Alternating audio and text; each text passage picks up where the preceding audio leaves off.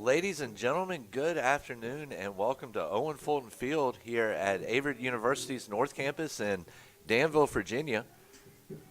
Got a overcast and chilly day for some baseball here today. Temperatures running in what appears to be the upper 40s, lower 50s. A little bit of a breeze blowing, but of course, Eddie, there's always more breeze up here on the top of the hill at Owen Fulton Field, one of the highest points over here on North Campus. And Eddie, I dropped your name, and we haven't even introduced ourselves yet. So I'm former Assistant Sports Information Director Davin Wilson. I'm joined here today by Averett broadcaster extraordinaire Eddie Glenn Jr. Eddie, how you doing today? I'm doing well today. Great day to call baseball with the great Davin Wilson. Yeah, well, it's definitely nice to be in the press box today and not having to be down there in the wind and in the cold. And so it's one of the perks of this job, isn't it? So, absolutely. But anyway, Eddie, we're not here today to talk about the weather. We're here to talk about the baseball game between the Falcons of Pfeiffer University and the Cougars of Averett University here on the Averett Sports Network. And, Eddie, we're just going to go ahead and jump into the FMS pregame show here. Averett comes into this game a 5-14 overall record, 2-4 mark in the USA South. The Cougars are coming into this game off the heels of a tough 8-2 loss yesterday against Pfeiffer in the opener of this three-game series. First game being played yesterday and doubleheader action here today. Bradley Tickle paced the Cougars with a 3-for-4, 1 RBI performance at the plate yesterday. Meanwhile, Brian Kalowski was key for the Falcons as he turned in a 2-for-5, 3 RBI performance, including his 3-run homer to left field in the bottom of the fifth that sparked a 4-run inning to break open what was a close 1-1 game. Kyler Fairchild was also solid for the Falcons yesterday, collecting 4 hits and an RBI in 5 at-bats. And Nick Richmond got his third win of the season, scattering 4 hits and allowing 2 runs, both earned, while striking out 7 in 7 innings of work. Meanwhile, Eddie, Cougars' starter, Alex Anstead, he turned in a solid performance on the mound, coming in relief yesterday, allowing just 3 hits and 1 earned run in 4 innings. Also, Dylan Roberts, Eddie, a mix of youth and veteran leadership here as Dylan Roberts closed out the game, going 2 2/3 innings while only surrendering 1 run and 1 hit while striking out 2. And really, despite the loss, the Cougars have still won 3 of their last 6 games, including an 8-7, 5-4 sweep of Mary Washington on Wednesday and Thursday, and also grabbing a big win in the second game of its opening of its 3-game series against Ferrum College.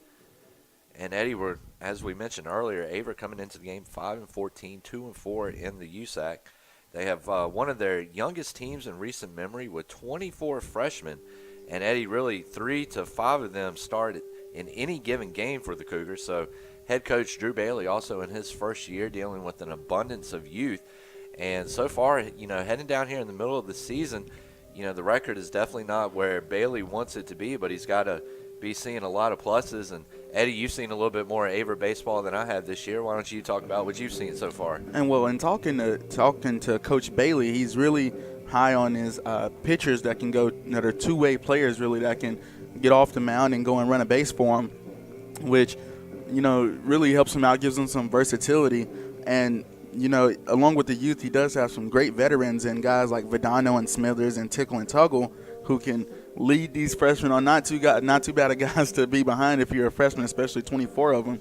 So Bailey's really excited about all of these freshmen, and even the transfers that they have, such as Neil Hutchins, who's come in and made an instant impact at catcher.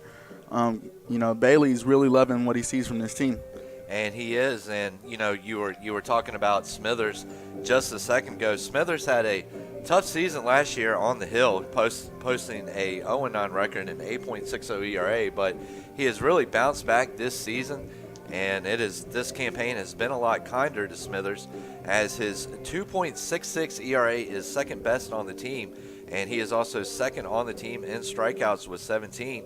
And Eddie, we were talking about some of that youth, and I had a conversation with Coach Bailey not too long ago, and one thing that he was talking about the freshman pitchers Cole Spain and Ryan Traylor, And one thing that he was talking about, especially with Ryan Traylor, is that Traylor has a fastball that averages the mid to upper 80s, and they're also working with Traylor on developing a breaking ball, and they really believe that that combination right there will make Traylor and both Spain and Traylor very effective moving in to the future here this season and beyond. And Eddie, they've got a good guy to learn from in Bailey, who spent some time at Division II Concord University, and then also bounced around in the Oakland A's organization before coming down here to Averett.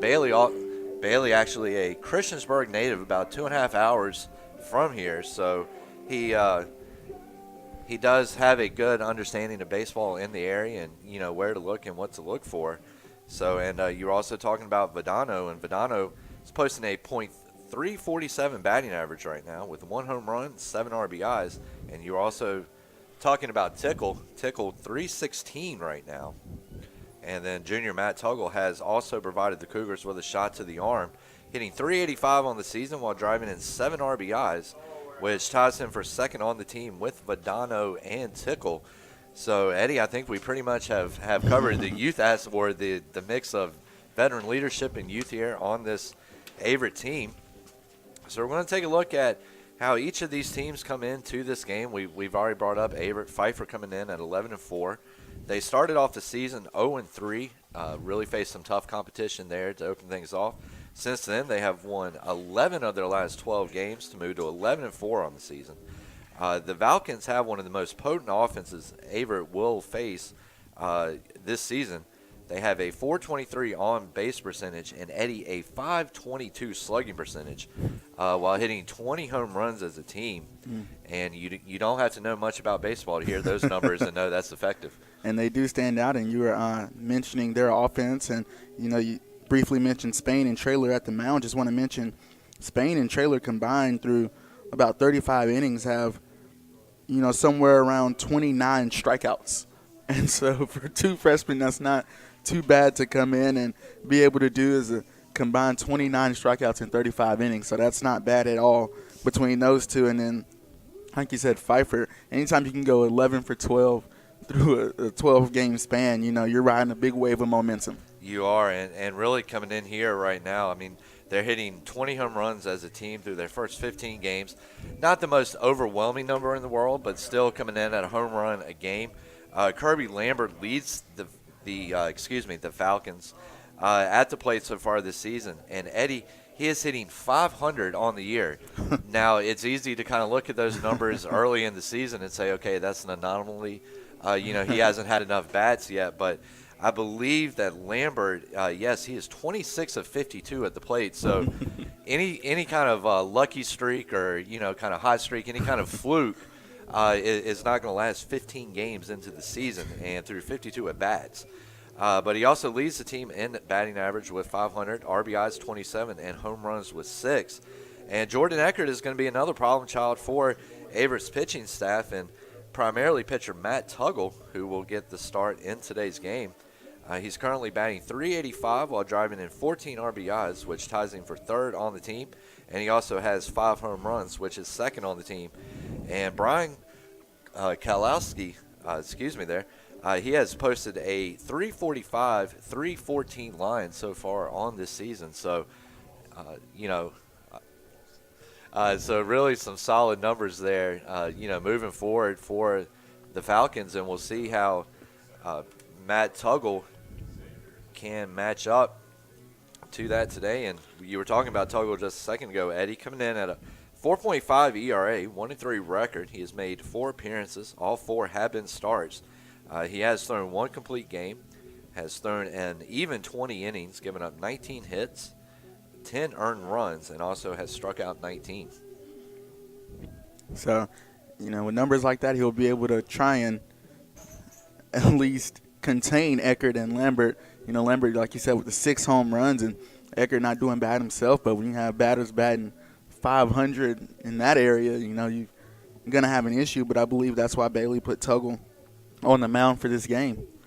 And, Eddie, one thing that I've really noticed a lot with this Averett team so far this year, seen a few more little two-seam fastballs, and really some of these have had a lot of break on them. Smithers coming out throwing a couple of two-seamers that really run in on the right-handed batters, and they're going to tail out on the lefties and really try to get them to go chasing after some bad pitches, or in the case of righties, jam them up and just get the hitter to make contact off the end of the bat or also off the fist.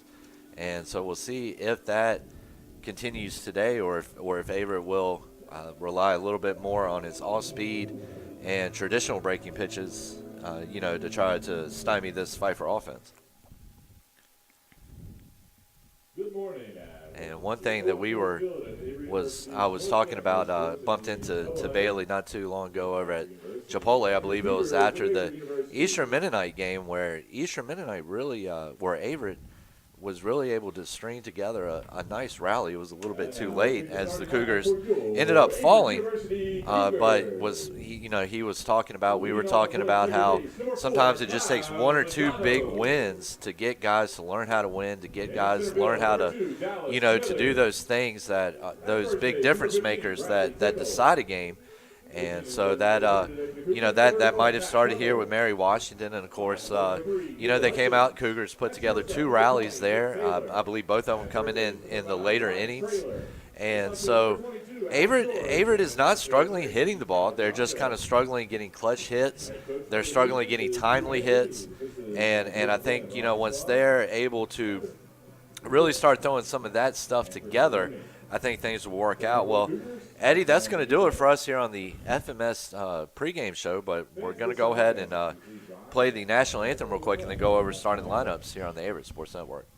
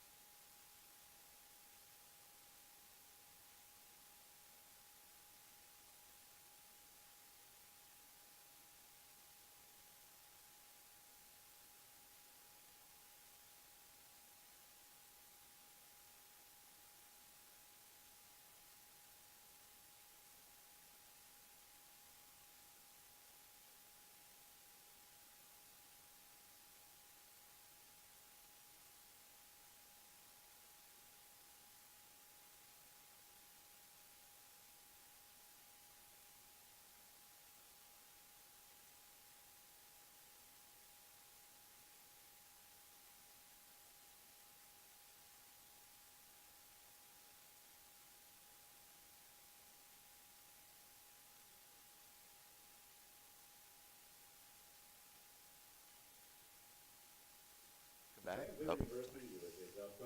And ladies and gentlemen, welcome back here to the Averett Sports Network, where through the national anthem, so we're just a few minutes and a few warm-up pitches away from getting started. So we're going to go ahead and take a look at the starting nine for each team. First for Pfeiffer, got Derek Perry, Xavier Rodriguez, Jordan Eckert, Kirby Lambert, Christian Marciano, Brian Kalowski, Chaston Gordon, Kyler Fairchild, Damon Smith, and then Matthew Lambert getting the start for the Falcons. Meanwhile, Kyle Fadano leading off, playing second base. Dallas Smithers hitting second, playing center. Bradley Tickle batting third, playing first. Matt Tuggle batting fourth. He is on the hill today. Neil Hutchins batting fifth, playing catcher. Nick Taylor batting sixth in the sixth spot. And then Ryan Traylor at third base, Adam George in left, and Tyler Bianco in right. And Eddie, we were talking about some of that youth that Bailey has had to work with this year, and one of the things that has really been impressive has been Tyler Bianco's play lately. Got into the game against Lynchburg College. It was a 3-run loss there, to the Hornets. And ever since then, he's been giving fans a glimpse of what's to come in the Cougars' last 4 or 5 games, currently leading the team in batting average, 387. He has collected 12 hits and 31 at-bats, and he's made some great plays out there in the 9 spot as well for the Cougars. And so we'll see if he can keep that going here, as he's going to get the start out there in the 9th spot today for Averett. And there's the third down to second. So, Eddie, we are just about ready to get started.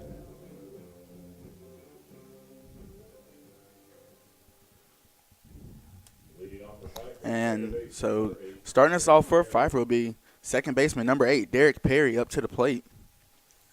And as you mentioned, Tuggle is up on the mound. And Tuggle is one of those guys, don't think too much gets to him. You not easily rattled. You always see him out whether he's on the field or walking the halls. Over here at Everett really does not seem to have a lot affect him. And shows bunt but pulls it back. 0-1 count early for Perry.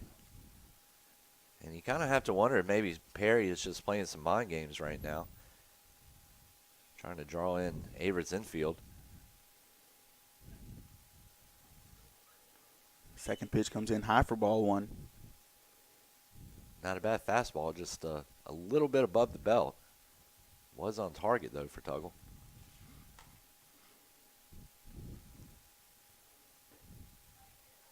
And that pitch touches that bottom outside corner for strike 2. 1-2 count. And, Eddie, you always hear about Rembrandts in baseball and being able to paint the corners, and Tuggle doing a good job there of working east on Perry. And Tuggle's going to touch that outside corner again for strike 3.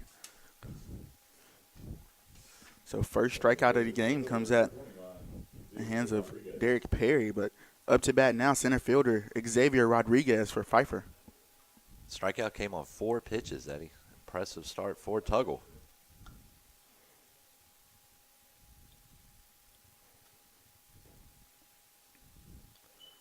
Tuggle's 20th strikeout of the year, Eddie, actually leads the team in that category.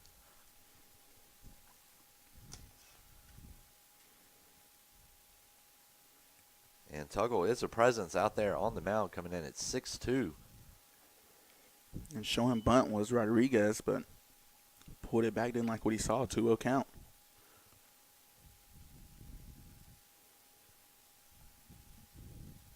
Tuggle looks in on the 2-0 after getting the 4-pitch strikeout to lead things off. And fastball outside part of the plate.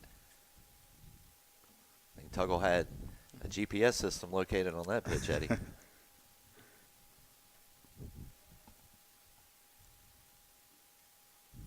One just got a little bit away. Just outside. Yeah, got a little bit away from him, but. So 3-1 for Rodriguez. Rodriguez probably is on the red light right now on this pitch. And that one in there, belt high, inside part of the plate. So Tuggle works the count back full at 3 balls, 2 strikes, 1 out.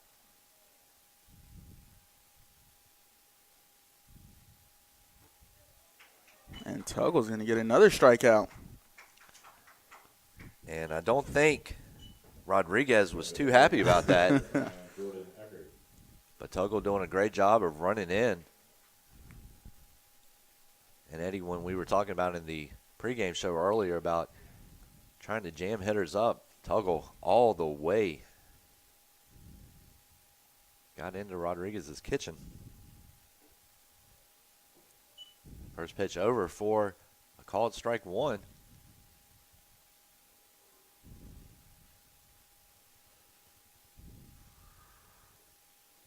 And here we go. That ball is chopped up the middle, and it's going to sneak through, sneak past the outstretched arms of Taylor. This will bring on Kirby Lambert. The first baseman, number 19, Kirby Lambert. And Eddie, as we were talking about earlier in the pregame show, 26 of 52 is Lambert. Also leads the USA South Conference in average homers and RBIs. He's going to step out for a second.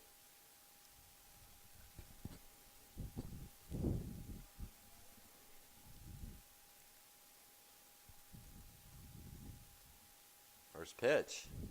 It is right there. It looked like a slider. Started off on the outside, dipped in inside right at the knees. Good pitch to Lambert.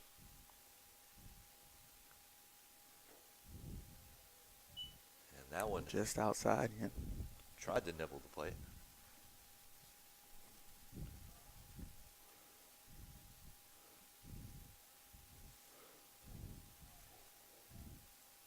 Comes the 1-1 pitch. And Lambert does get a good piece of it, but sends it foul up over Averett's dugout. Takes the count to 1-2. And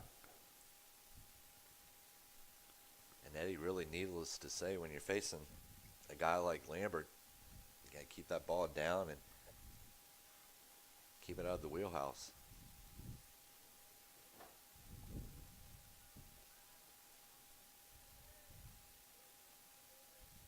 Lambert late on that last swing, sending it out the other way.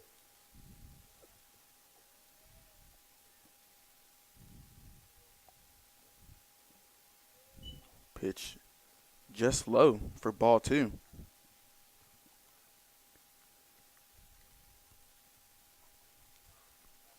Tuggle relying on the hard stuff early on here. Haven't seen a off-speed pitch yet, 2-2. Lambert sends that one out to right field. And that's going to fall and advance Eckert over to second and put himself on first. And this will bring on Christian Marciano. And catcher. And Bianco did a good job of staying home on that play, not trying to do too much with it, make sure the ball stays in front of him, and make sure both of the runners only get 90 feet.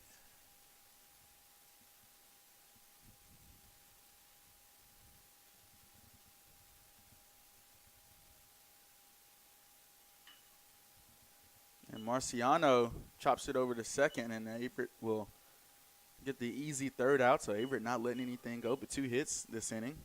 And Tuggle doing a great job of working out of the stretch as he got the first 2 outs and then gave up 2 hits right there to allow Pfeiffer a few extra batters, but closes it down and does a great job of working in pressure or working under pressure. So we're going to take a quick break here on the Averett Sports Network.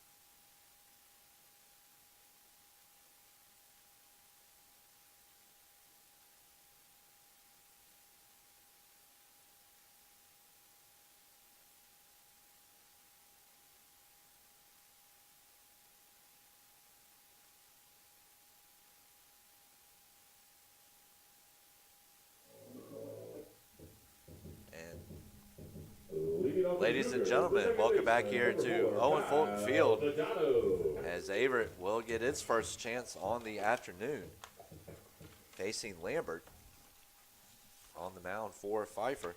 Badano comes in 347 on the year, 1 homer, 7 RBIs, second on the team.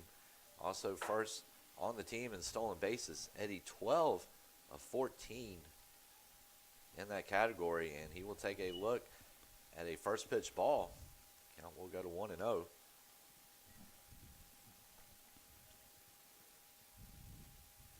And Fadano will take a look at that one too, but that one catches the zone. 1-2.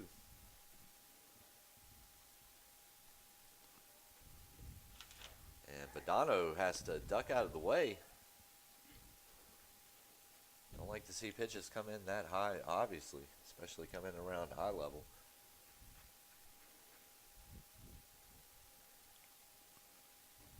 Bonanno taking a good swing at that one, but just barely missing, timing off a half a second, not even. So count 2-2 for Verdano.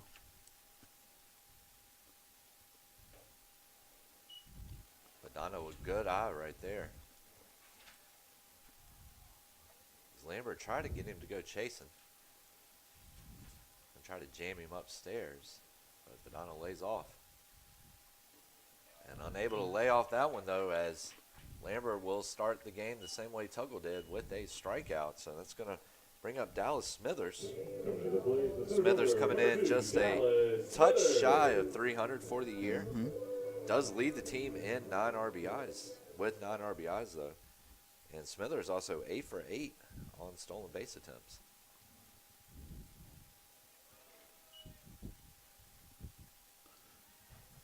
First pitch down the middle for the 0-1 count. Outside for the first ball. Verdano and Smithers, good guys to have up here as your 1 and 2 guys. And if they can get on base at the 1 and 2 spot, they're really a nuisance for any defense to try and contain on the bases. They are, and it also gives some of your younger players a chance to really see how it's done, the patience and the discipline that it takes to be a efficient hitter. And Verdano, 12 of 14 stolen bases, and as you mentioned, Smithers, 8 for 8 for stolen bases. So, well, and one thing I liked that I saw Bailey doing the other day, it looked like he was experimenting with delayed steals. And Smithers had a rip at that. If he's able to connect, he's sending that ball out to right field for probably an easy double, but unable to do so. So that'll bring up Bradley Tickle. 316 on the year. Also second on the team in RBIs, tied with Tuggle and Verdano with 7. Scored 14 runs. Making his 19th start. and he sends that one over to the second baseman, Derek Perry, who's able to handle it easy and throw him out. So not much offense in the first inning as the two teams combine for only 2 hits. We're going to move it on to the top of the second here at Owen Fulton Field. No score. We'll be right back on the Averett Sports Network.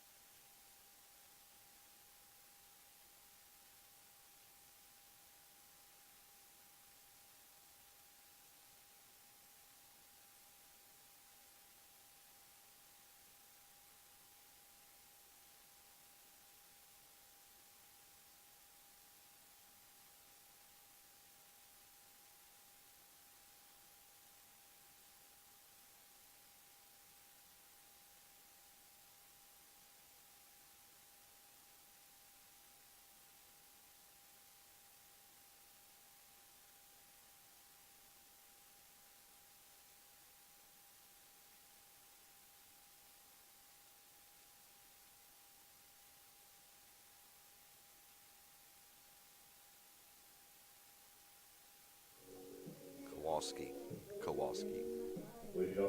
And ladies and gentlemen, welcome back. Kowalski leading things off here in the top of the second. Kowalski, a sophomore out of Florida. He went to Paul J. Haggerty. Hitting .345 this year with 3 homers, 14 RBIs, tied for third on the team in ribbies. It's a good-looking pitch, but it looks like it was just high for ball 1.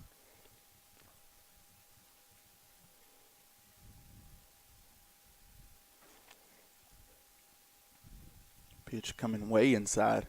2-0 count now. Eddie, steady improvements in this Averett pitching staff.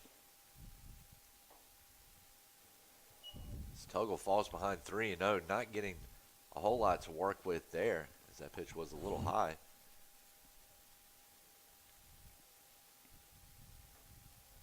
And there he goes. And there goes the first off speed of the day, too. 3-1. So 3-1 pitch coming in, and Kowalski thought it was a ball, but that takes it to a full count. So able to work back after falling 3-0 early.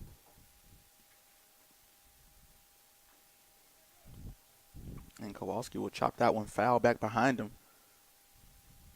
Looked like for a second he might have caught it off his foot. It actually went off a home plate, but with those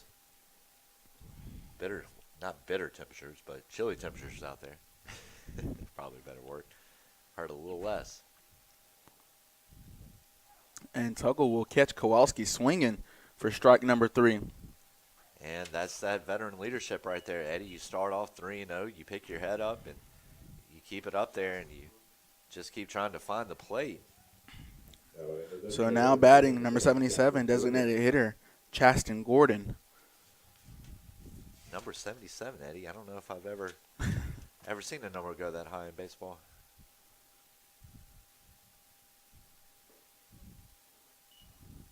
That pitch, it's a nice one from Tuggle. And strike 1.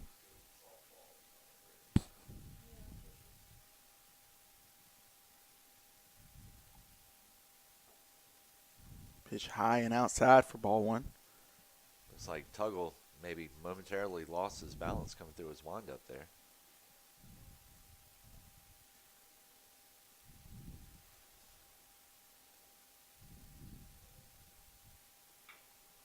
Chopper down to Vadano at second. Vadano makes a nice play. Pause, throw over to Tickle.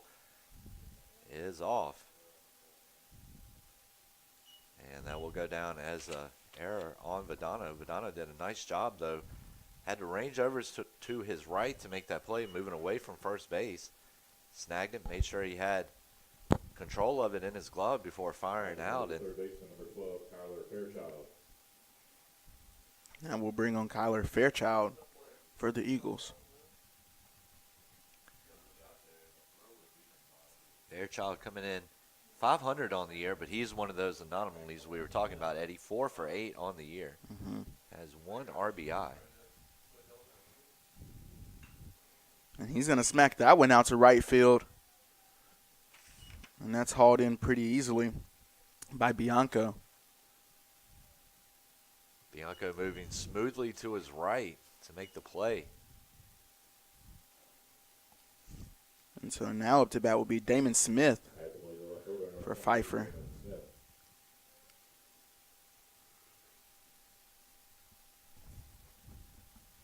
And Tuggle right now is making a lot of these Pfeiffer hitters go the opposite way, their unnatural way of hitting.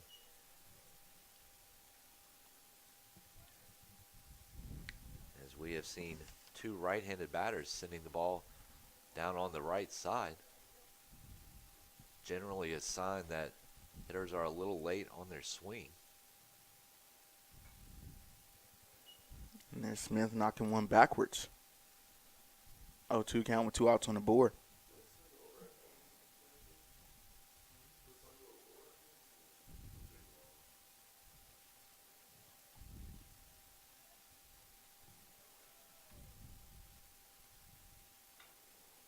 And he sends that one back over to Tuggle, and Tuggle will throw him out over at first.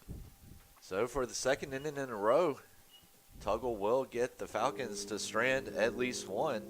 In the first inning and a half, Pfeiffer has stranded 3. So ladies and gentlemen, we're going to move on to the bottom of the second here at Owen Fulton Field. Sun's starting to come out. Make sure you join us back here on the Averett Sports Network.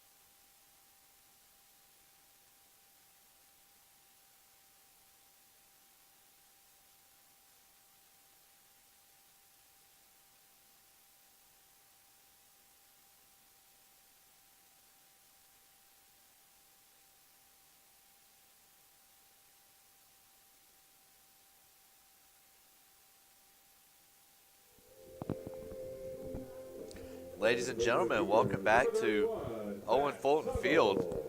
Matt Tuggle leading things off, looking to try to help his cause on the hill. He's been pretty effective thus far in his first 2 innings of work. He's got Pfeiffer to strand 3 thus far. Takes a look at a good breaking ball for called strike 1.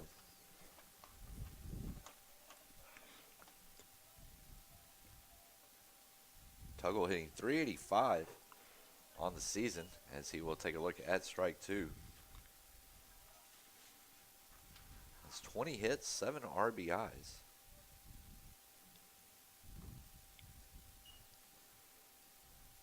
And he will work the count back to 1-2. Tuggle out of Bassett, Virginia. And they catch Tuggle swinging on the outside pitch. And so that will bring on Neil Hutchins, a junior transfer, who, as we mentioned earlier in the pregame show, has come in and made an immediate impact for this baseball team.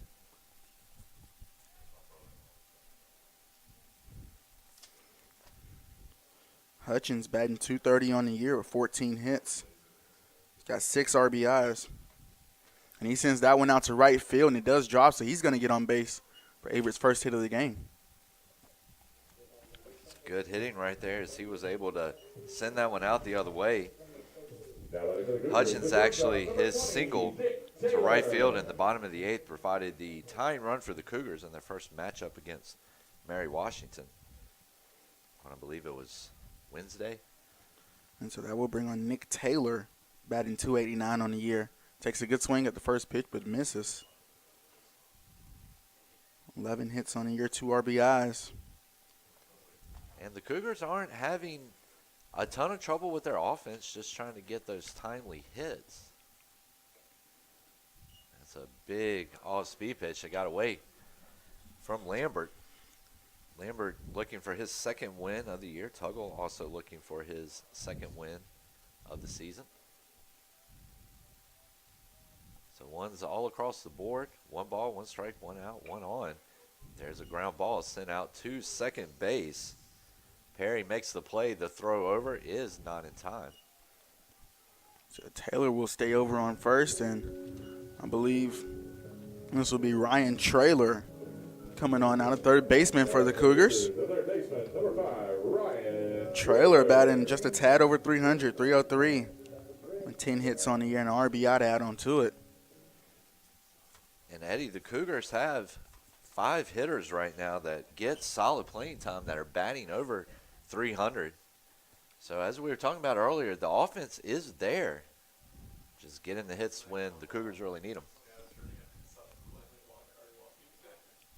Now we're in the point of the lineup where we have some guys with some speed, so any hit that's a single could very easily turn into a double with a wild throw or even a slow throw.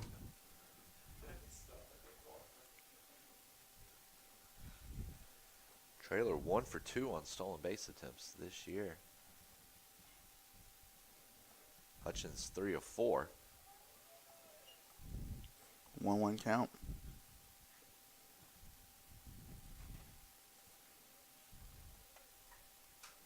Everett with 31 stolen bases so far, so averaging over a stolen base a game, and that ball is popped up, but it's going to get out of play back behind the press box. So 1-2 count here for Traylor. He does have Taylor over on first base.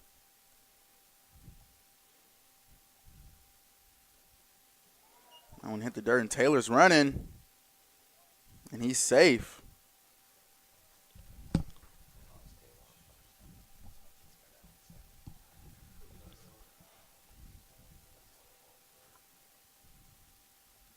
So Taylor able to make a move over to second base and help Traylor out. That is Taylor's 3rd stolen base of the year in 4 attempts.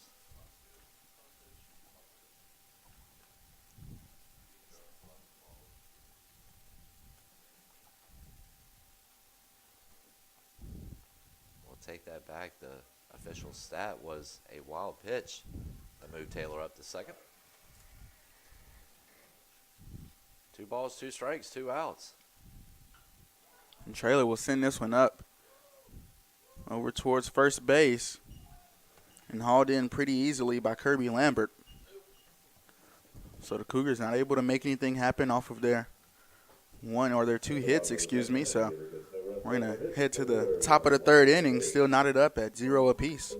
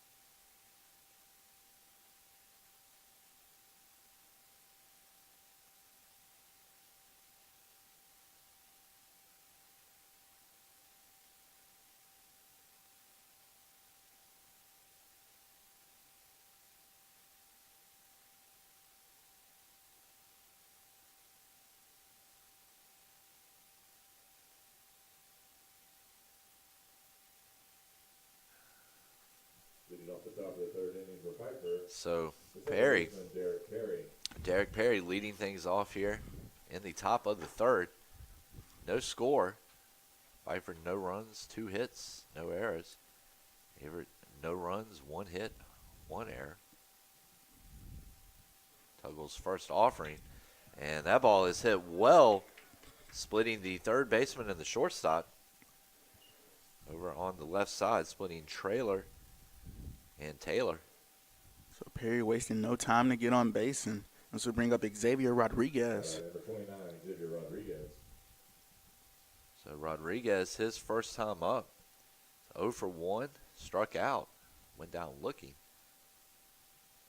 And let's see if Pfeiffer has the bunt on with a runner on first, nobody out, and a lefty in the box.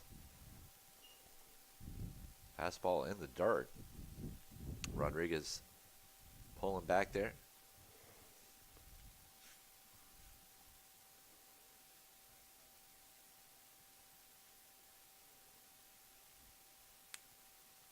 And they will not have the bunt on this time, and Tuggle hurls it in there belt high to even the count at a ball and a strike.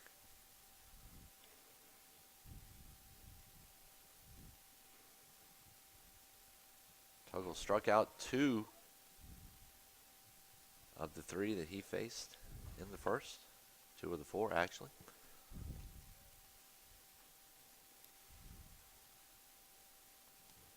And Rodriguez was one of those casualties looking to avoid doing it again. He does make contact on that one and sends it over to dugout of Averett. Taking account 1-2. And Eddie, really at this point, if you're Tuggle, you're not necessarily looking for a strikeout. You're looking for the 4-6-3 or the 6-4-3 double play. Try to erase that leadoff hit. And you definitely don't want to have anybody on base, as Eckert and Lambert are the next few up to bat. You want to give them as little to work with as possible. You're right, Eddie. Eckert and Lambert currently representing 2/3 of Pfeiffer's hits. Runner going, hit and run on, throw over is not there.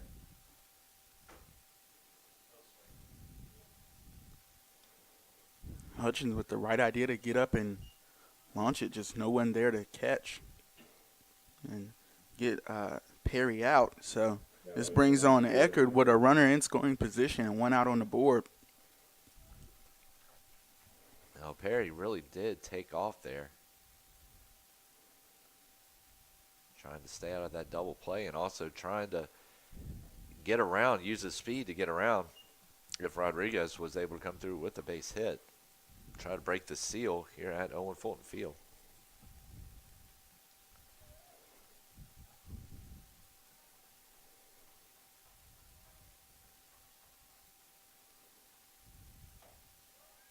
Good breaking ball, just a little bit upstairs.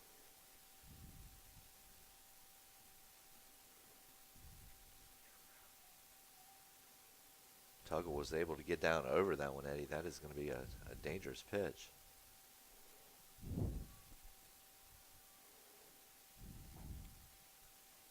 Pitch outside, 3-0 against Eckert early. And with the speedy Perry on second, you know Tuggle has got to be thinking that a base hit is going to allow Perry to score, but you just got to keep working your game here, which he does, and gets one strike back, 3-1.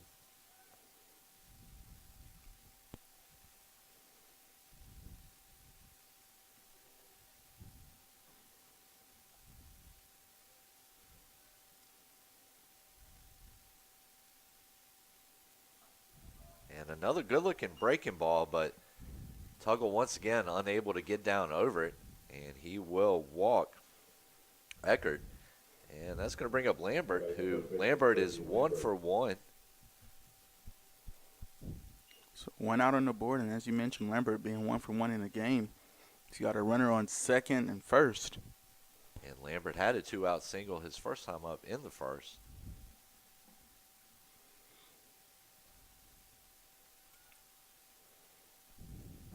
And a swing and a miss. And Eddie, we were talking about just a second ago, Tuggle getting through on the follow-through on his breaking ball. And we see him do it right there. And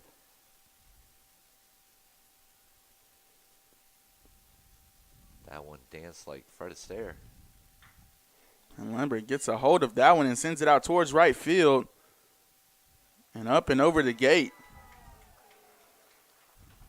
And so Lambert will deliver a 2-out or a 1-out 3-run homer. I believe it is number 7 for him on the year.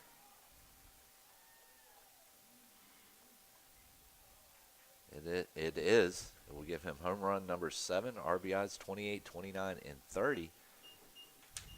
And Pfeiffer is on the board At the plate, the catcher, Christian Marciano. on Lambert's 3-run shot to right field. Bianco had it tracked well, but it was going to take a miracle for that ball to stay in the park and fastball down in the dirt.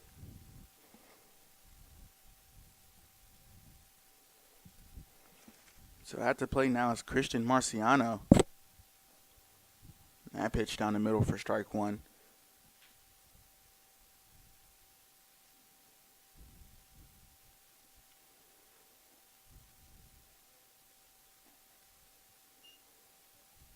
And this Like will, or excuse me, this just looked like that ball carried on Tuggle a little bit.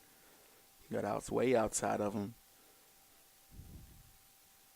and this will be a good test for Tuggle moving forward, 2-1.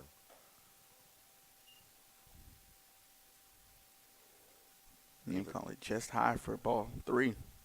Averett's got a couple of arms in its bullpen, warming up down there in left field. And Marciano will take his free pass.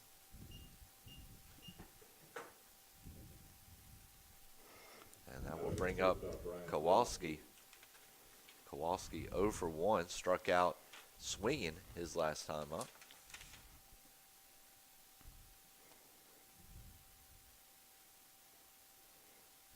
Tuggle definitely looking to keep the ball down here, trying to work that double play. Does a good job there, inside part of the plate. A little bit above the knees, 0-1. Kowalski with 3 homers on the season himself.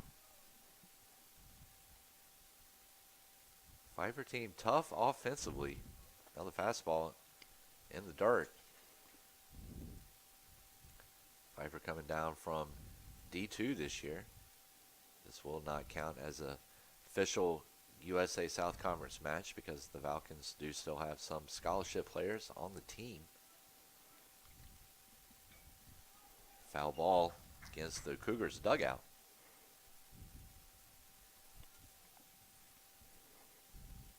So a 1-2 count here for Kowalski. There's one out on the board and a runner over on first. 3 runs in on Lambert's 7th home run of the year. And breaking ball will ring him up. So Tuggle working back there, showing his mental toughness. And a lot of the times when a pitcher gives up a home run, especially of the 3-run variety, you'll see him start to get a little bit nervous and start to not want to come over quite as much. But that wasn't the case for Tuggle, as he's able to get the strikeout and is now just 1 out away from getting out of this inning. So this will bring on Chaston Gordon, who's batting .341 on the year. Gordon reached on an error his last time up.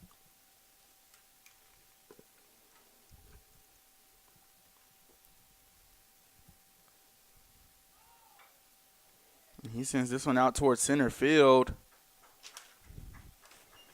This is going to be brought in easily by Dallas Smithers.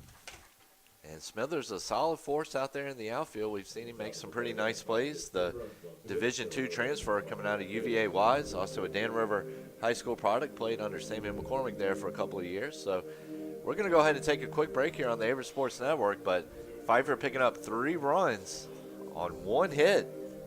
It was Lambert's 3-run shot to right that brought them all in. We'll be right back on the Averett Sports Network.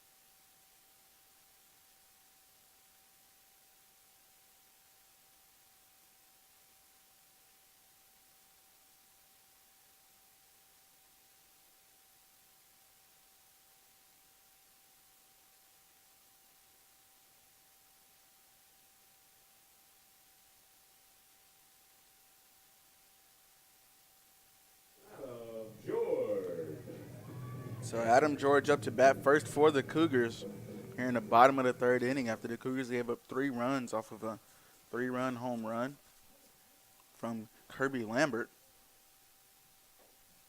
First pitch breaking ball misses upstairs. Count goes to 1-0. And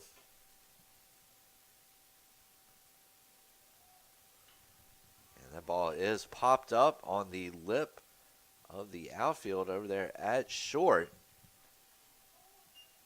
Kowalski there to make the play, and there's the first out of the inning. They'll bring up Tyler Bianco. The right fielder, number 18, Tyler Bianco. Bianco batting .387 on the year. That's the best mark on the team. 12 hits, 2 RBIs. And Bianco, since getting into the game against the Hornets, has proved he's got some game. And he's going to send a little chopper down to third. A nice play over there by Fairchild. And he's actually going to be safe over on first. The speed of Bianco allowing him to run all the way through the base and get there. So Bianco on base for the Cougars with Vadano bringing back the top of the lineup. And that was always going to be a tough play for Fairchild to make there. And you were right, Eddie. Bianco doing a great job of getting his head down, getting on his toes, and just running on through down the line to get the 1-out infield single. Bianco 1 for 2 attempts on stolen bases. I doubt we'll see Bianco going here. And Vadano is going to drop down a nice bunt down the left field line. Fairchild makes the play, and Vadano's speed is going to distract Fairchild a little bit on the throw over to first. Meanwhile, Bianco moves over to third. You're going to call that a sac bunt and then an error on the play. It's always good when you can sacrifice bunt and no one gets out, right? That is. So this will bring on Dallas Smithers. And, Eddie, it's especially better when the runner you're trying to sacrifice gets to move an extra 90 feet. An extra 90, yeah. So runners on the corner, 1 out. Smithers looking to at least send one out to the outfield to try to cut the Cougars' deficit in half. First pitch in the dirt, big breaking ball. And the Cougars in a fairly good position here. They can have a couple of good hits. Vadano can turn a single to a double really easy. And chopper down the third baseline, foul. And if that could have stayed fair, that probably would have been the best case scenario for the Cougars. It would have been. And one thing that really impresses me with Vadano is he's a right-handed batter, but he's got the ability to be able to drop that bunt down the third baseline. And it's almost kind of unexpected if you haven't seen too much of the way Everett likes to do things, because you don't very often see a righty being able to drop down a bunt. And Vadano's going. And so with 1 out, Vadano in scoring position as well. So Smithers with 2 runners in scoring position here. And if he can get himself a single, then that will bring on Bradley Tickle, excuse me. And Bradley Tickles, well, actually it's going to bring up, it was still Smithers still at the plate. First pitch breaking ball misses 3-1. Bradley Tickle, though, does have some power. Was talking with Coach Bailey not too long ago, and, you know, he was really talking about how he expects Tickle to really get a hold of a couple here before the end of the year is out. And Smithers sending this one straight up in the air. And the first baseman able to get to it, Kirby Lambert. So with 2 outs on the board, this will bring up Tickle with 2 runners in scoring position. And Tickle coming up as the lefty. And if Tickle can send one out down the first base line in the outfield, he could probably bring Vadano and Bianco in across the plate. Oh, yeah, any kind of base hit right here with those two already in scoring position is going to result in a pair of runs. Tickle doing a good job of laying off that breaking ball on the outside. Count's going to go to 1-0. Lambert trying to get Tickle to go chasing after that one. Trying to get Tickle just to send it off the end of the bat. But Tickle doing a good job of laying off, and he's going to send that one over on the left side in the air. Fairchild giving chase, but he's just going to watch that one go out of play. But I know once he takes his lead, he's got almost a 45-foot lead over there on second base, trying to turn any single that Tickle could hit into a run. Well, and whether you've got Vadano on second or not, with 2 outs, your runners are going to be going on automatic contact. And you see right now, Perry is respecting Tickle's abilities here, as Pfeiffer is in a no doubles defense.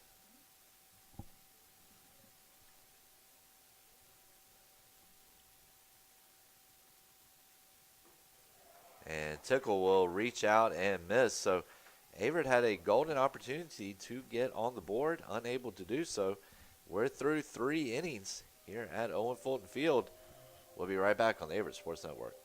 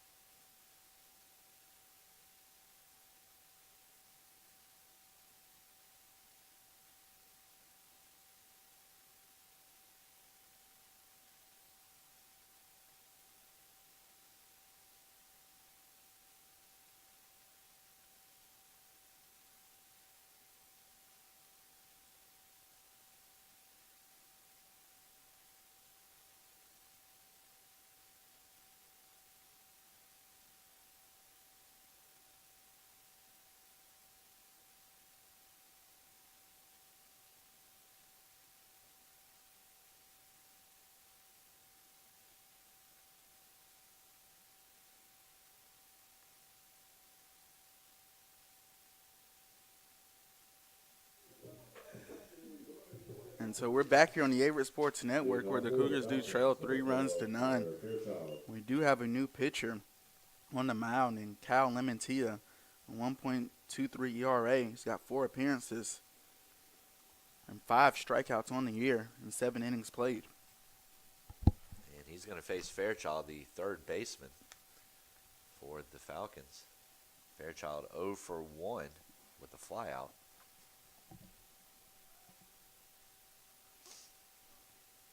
Big breaking ball will hit the zone, 0-1.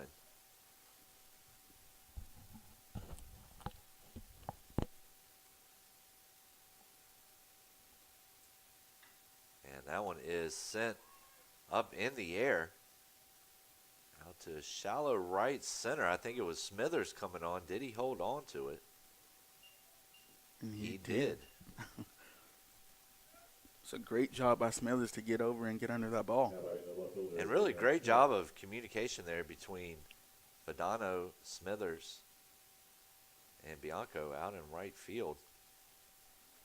That ball just kept drifting out in the gap.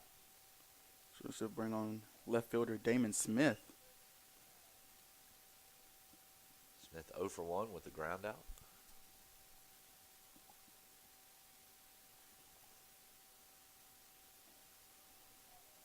And fastball inside part of the plate. That will run the count even at a ball and a strike. 1 out. And good looking breaking piece right there. 1-2.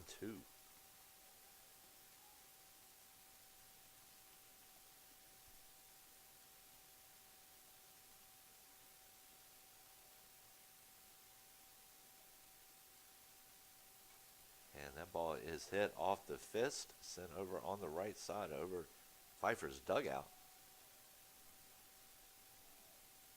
We're going to do the 1-2.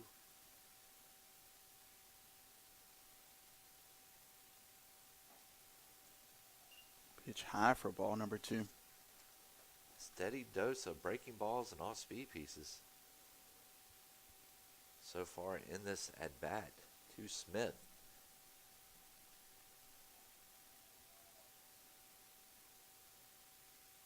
2-2, and good idea to go back to the fastball. Just needed to bring it up a little bit. It's going to run the count full at 3 balls, 2 strikes.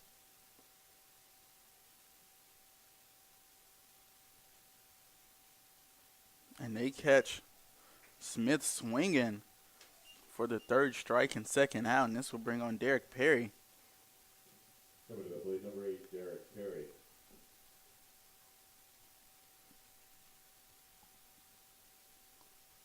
Lementia so far this year has thrown 7 1/3 innings, 1.23 ERA. Has given up 2 hits, 7 runs, only 1 of them is earned. And he just picked up his 6th strikeout. So Pfeiffer turning over the lineup as Perry will step in. Perry 1 for 2 with the run scored today. Scored on the 3-run dinger by Lambert.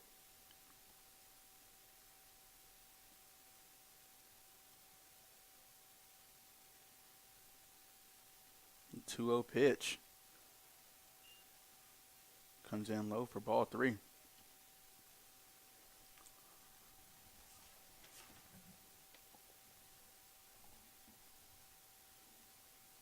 Six-foot-2 pitcher out of Chester, Virginia. And he's going to get his first strike. 3-1.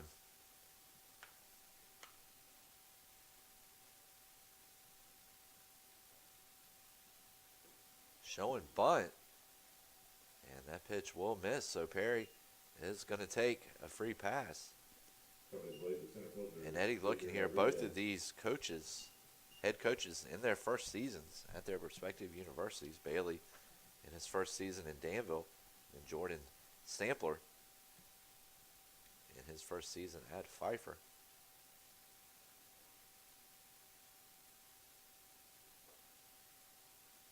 Fastball misses in the dirt. So this will be a good test for the young Lementia.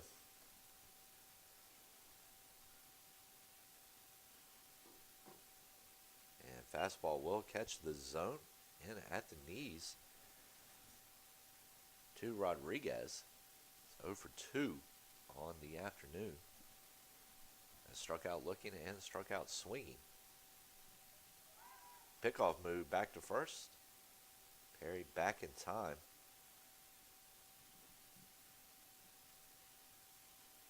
Perry coming in at 5'8" out of Belmont, North Carolina, senior second baseman. South Point High School. And good looking breaking ball catches the inside part of the plate, 1-2.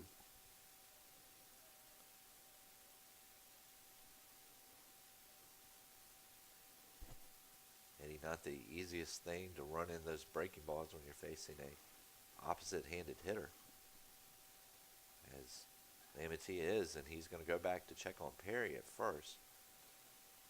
Perry back in on his feet.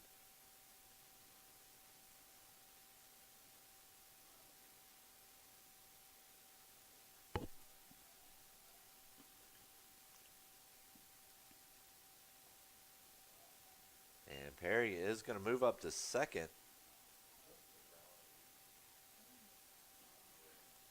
Thought about going to third, but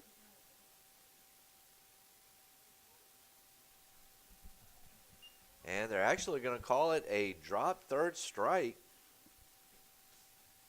So a good play there by Hutchins to go over and make the tag. way to be aware by Hutchins. Yeah, that was a good heads-up play, good headsy play by the youngster. And so Perry is going to be left out there at second by his lonesome. So we move into the bottom of the fourth here at Owen Fulton Field. Pfeiffer's still in front, 3-0. We'll be right back on the Averett Sports Network.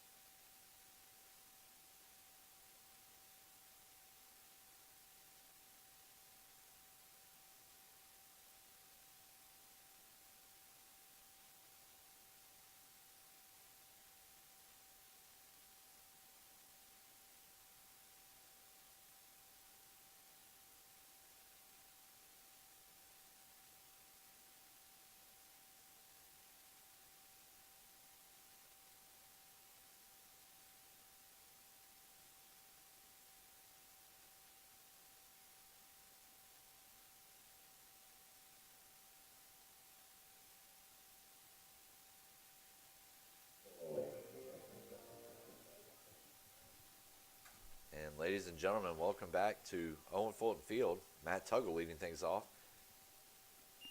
as he will step into the DH spot after being relieved by Lamantia on the hill. And he's going to earn a base the hard way as he takes one right in the lettering on the back.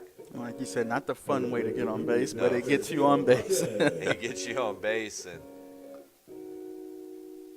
of course, you play the sport long enough, I don't want to say you get used to it in a way, but you at least learn how the best ways to absorb the pitch. So, at the plate, junior transfer Neil Hutchins. Hutchins 1 for 1 on the afternoon. A Batting single. .230 on the year.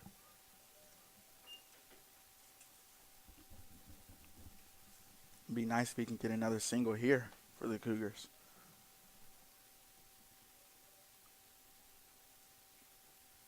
And Hutchins, not a terrible defensive catcher either. Does a good job of getting up quick out of his stance when he has to fire over to second. He's got some pretty decent range on him.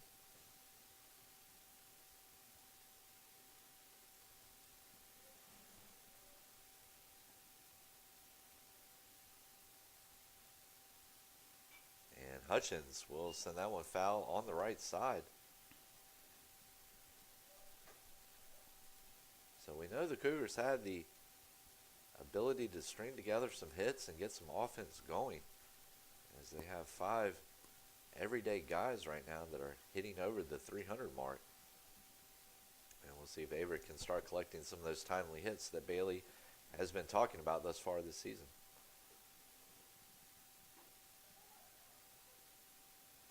And Hutchins doing a good job of laying off that pitch. Pfeiffer's dugout does not like that. We're going to have a warning over there to the dugout.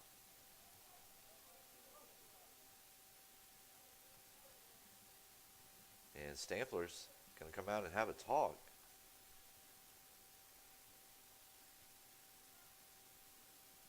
Trying to say that Hutchins went. Did not look like from up here that he went all the way through the zone. So he's going to live to fight at least one more pitch. And in the meantime, the Falcons dugout will pick up a warning for a little bit too much chewing back and forth. Still a very tight game though, Eddie. Still 5 innings left to play, so just want to make sure that everybody's getting everything right out there and on the same page, and you at least want to know why you didn't get the call that you were hoping to get. Just have to do it in the right way.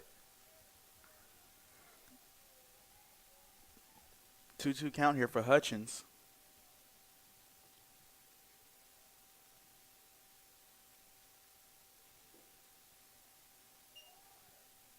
Not a bad pitch. Fastball down and away.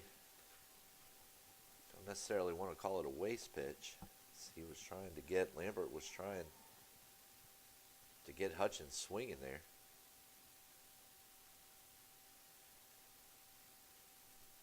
Obvious reasons, you're not going to throw a waste pitch on 2-2.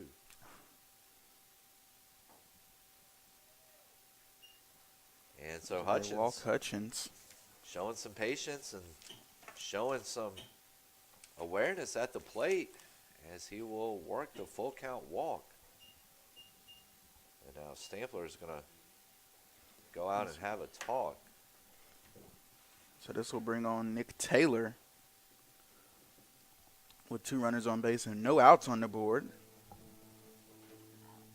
So Davin, we're going to take a quick break as there's a meeting at the Mines of the Mound, and we will be back here at the Averett Sports Network.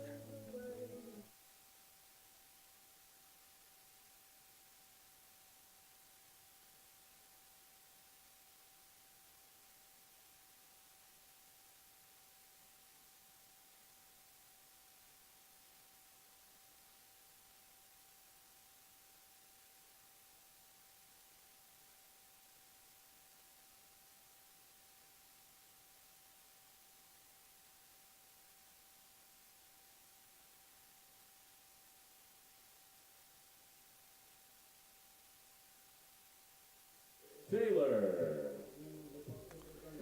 So ladies and gentlemen, welcome back. Taylor coming up 0 for 1. Reached on a fielder's choice ground out of 4-6. 4-6, excuse me, last time through. Showing bunt, pulls back, pitches on the outside, but good.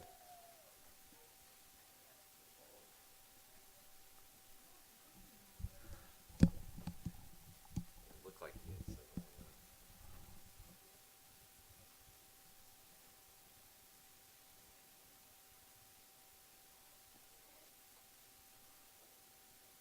Lambert looking in.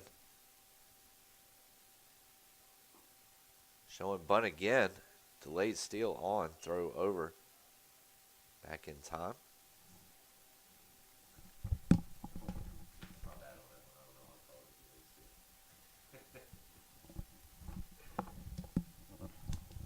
2-0 count for Taylor. 1-1 count, excuse me.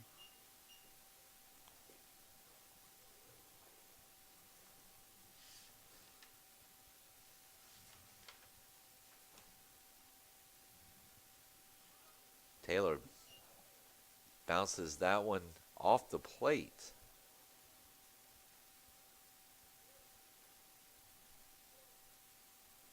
So Tuggle on second right now. Hutchins on first. Taylor trying to break the seal for the Cougars. Cut this 3-run deficit down a little bit. And a big breaking ball, and Taylor cannot keep up with it as he is down on strikes. So it's going to bring up Traylor now. Traylor 0 for 1 with a flyout.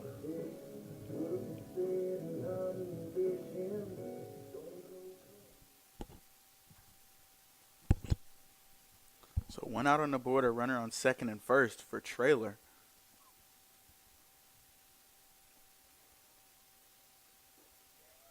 Traylor watches the first pitch, called a strike. And you could see Lambert gripping the fastball from up here, and that's what he delivers, the two-seamer.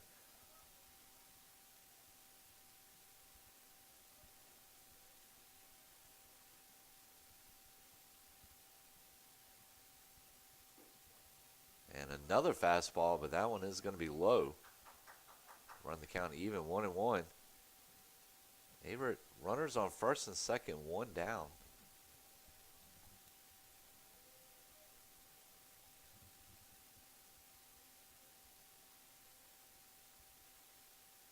And Traylor does catch a piece of that one, but sends it backwards. 1-2 count for Traylor. Lambert ran that breaking ball in on Traylor's hands.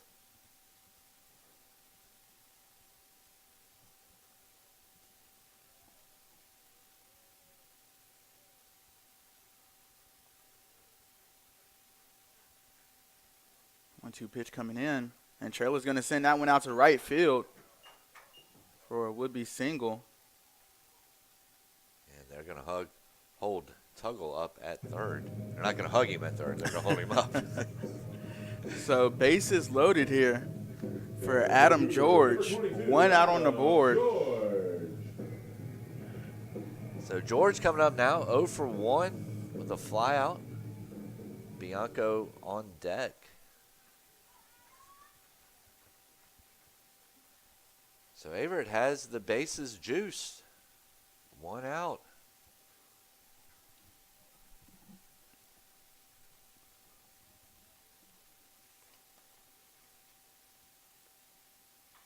And George sends this one straight up into the air. And infield fly rule is in effect. Marciano makes the play. And there's the second out. So Bianco coming up now. Bianco batting 387 on the year. He does have 2 RBIs and 5 runs scored. So looking to bring some Cougars in here with bases loaded. And he comes in with 1/3 of Everett's hits thus far. And breaking ball fouled off. Lambert really featuring that curveball here this inning. Especially as he has gotten deeper into the stretch, has started to reach into his back pocket a little bit.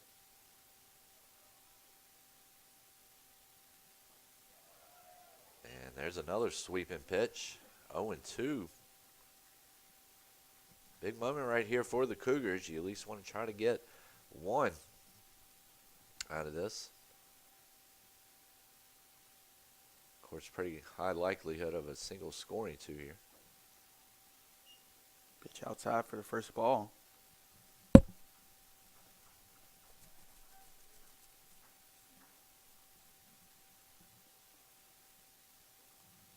Tuggle on third, Hutchins on second. Representing the tying runs. So 2-2 count, 2 outs on, 3 runners on base.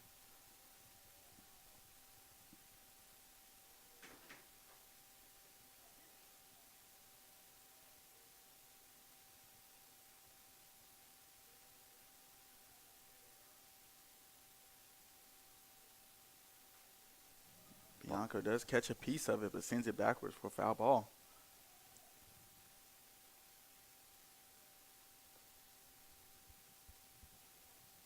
And right now, Bianco's showing he's not going to be an easy out.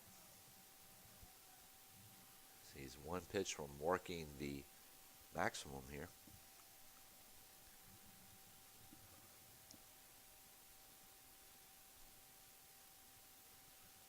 He's going to step out of the box to kill a few flies real quick.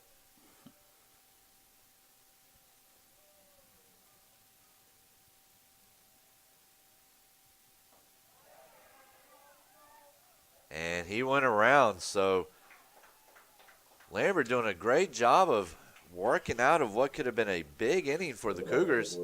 He will get Averett to strand the bases loaded, and we'll have to see what kind of impact that has on this game moving forward. So we're through the first 4 innings. We're going to take a quick break, but we'll be right back with the top of the 5th here at Owen Fulton Field on the Averett Sports Network.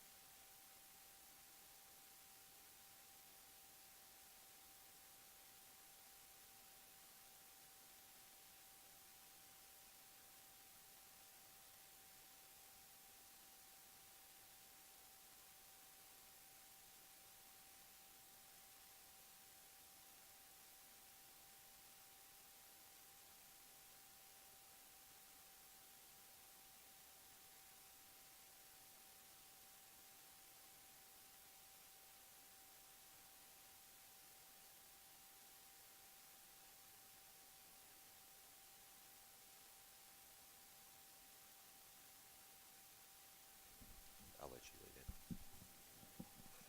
And welcome back to the Averett Sports Network, where Jordan Eckert will lead on for the Eagles, or for the Falcons, excuse me, of Pfeiffer.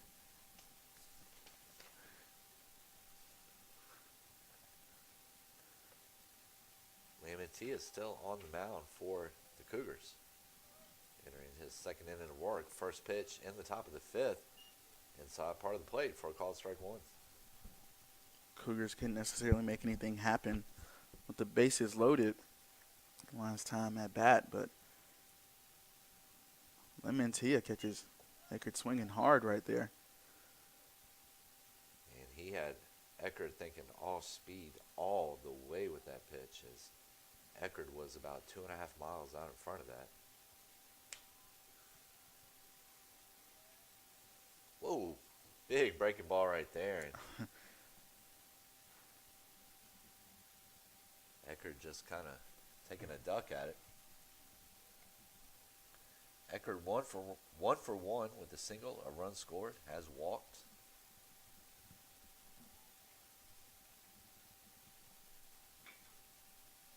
Down to Vadano at second. Vadano scoops, gets the ball out of his glove, fires over to first, over to Tickle, and there's the first out of the inning.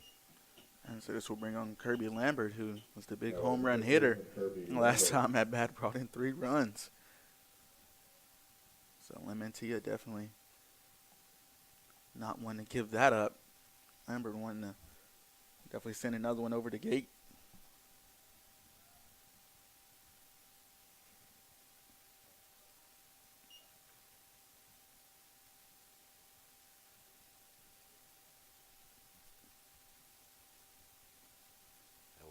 His 7th home run earlier, driving in 28, 29, and 30 in the RBI category. So we were mentioning earlier, Lambert leads the team and the USAC in batting average, RBIs, and home runs. He's turned in a 2-for-2 performance today, a single, a 3-run homer, run scored.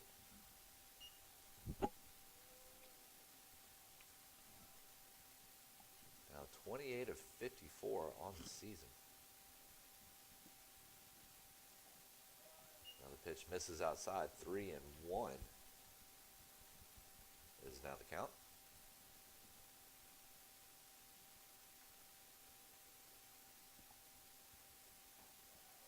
And Lambert will get on base for the third time today. Of course, that at-bat won't officially count towards the final statistics. That's going to bring up Marciano, who is 0 for 1, has walked and grounded out into a fielder's choice today.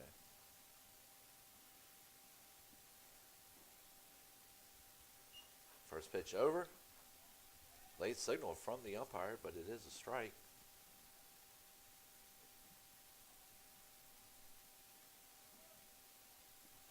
One coming in. And that fastball will miss and down and in. 1-1 count now. 1 out on the board. A runner over on first.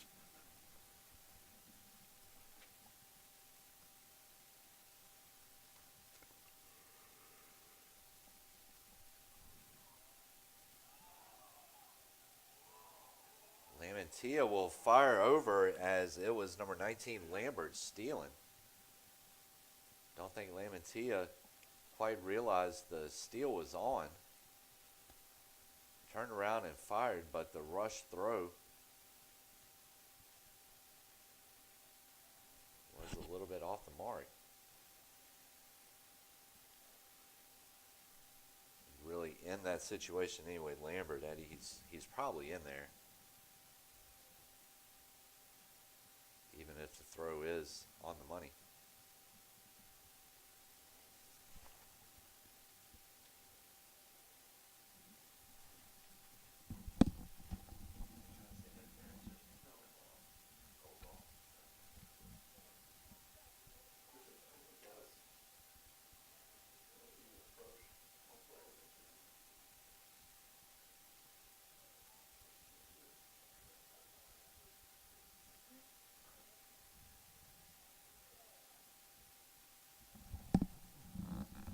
We're having some discussion out here right now.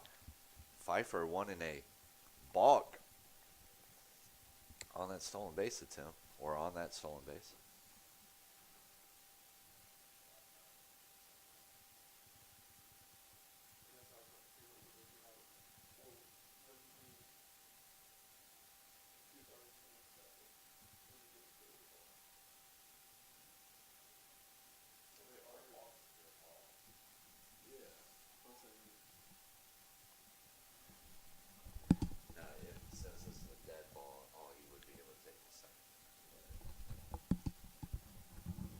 So 1-1 count for Marciano. And he sends one out to Bianco, and Bianco able to haul it in. And Bianco doing a great job right there. You saw him running in hard, charging it at first. The wind actually ended up getting under it a little bit. And Bianco did a good job of backpedaling right there and getting back to make that play. Eddie, that's not an easy play for a four-year starter, much less a freshman, and doing a great job of realizing where that ball was going and staying home on it. Kowalski up to bat his third time up to bat. First two attempts didn't bring any or much production for him. Ended in 2 strikeouts.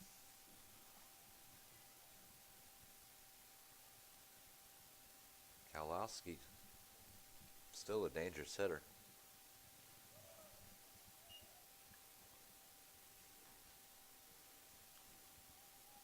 As we were talking about earlier, he comes into this game with a .345 average, 3 homers, 14 RBIs for the Falcons. 1-1 sent back up the middle. And that is going to be Taylor there to make the play to fire over to Tickles. So after a 3-run third, made it a 3-0 game. Everett has bounced back, gotten Pfeiffer to post a couple of goose eggs. So we move into the bottom of the 5th, 3-0. We'll be right back here on the Averett Sports Network.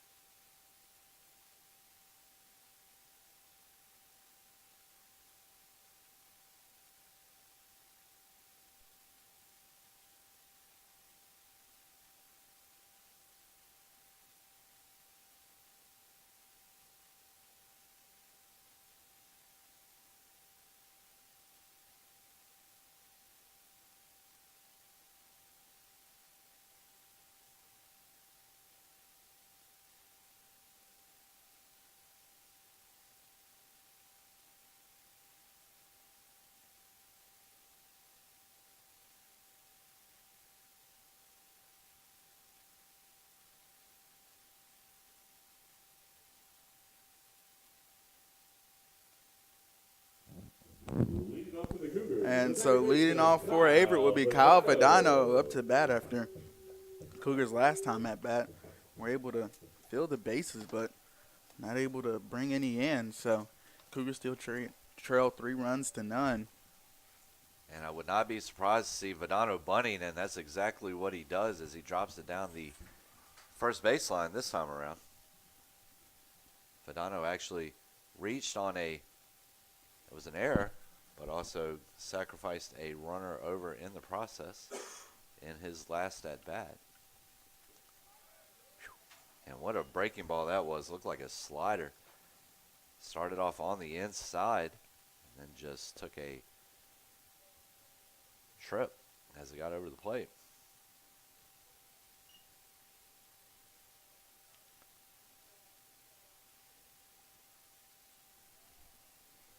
And 1-2.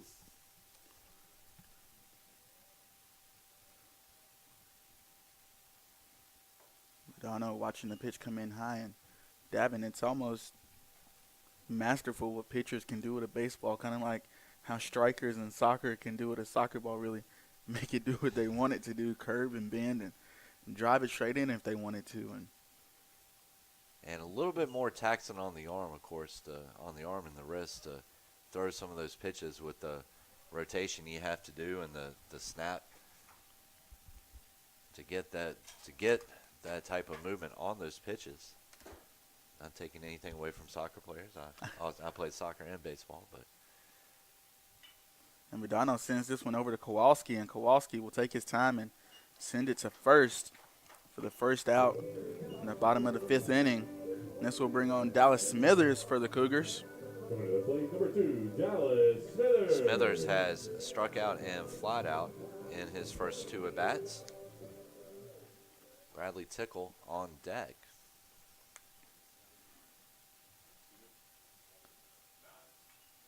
And that ball is first pitch swinging, popped up on the right side.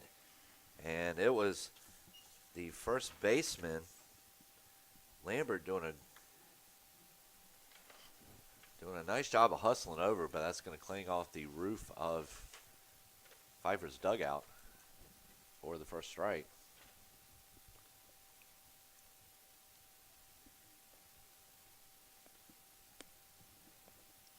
So 0-1 count for Smithers.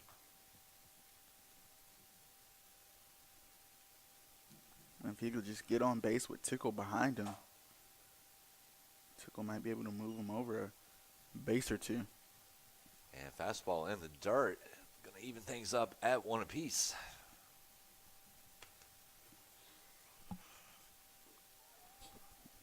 That one on the inside corner. A 1-2 count. Lambert throwing 4 1/3 of shutout ball this far. Big breaking ball, misses outside.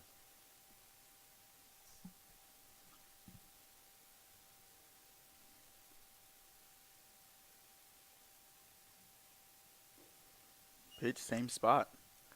Full count now. Smithers doing a great job of working the strike zone, strengthening it. Knows right now, doesn't need a home run, anything like that. A walk will do just fine, but he is going to lace one down the left side. But Smithers a little bit unlucky as that one caught him off the fist. You see him kind of shaking it off down there a little bit. He's going to run the count full at 3-2.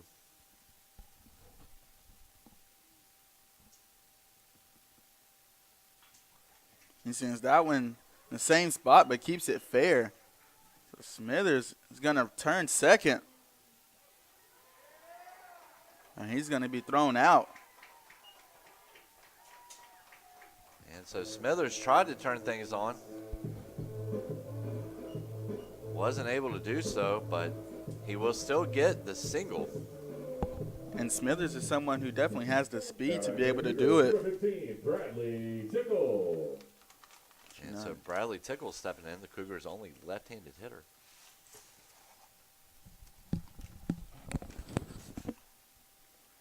So that pitch lands in the dirt at the feet of Tickle.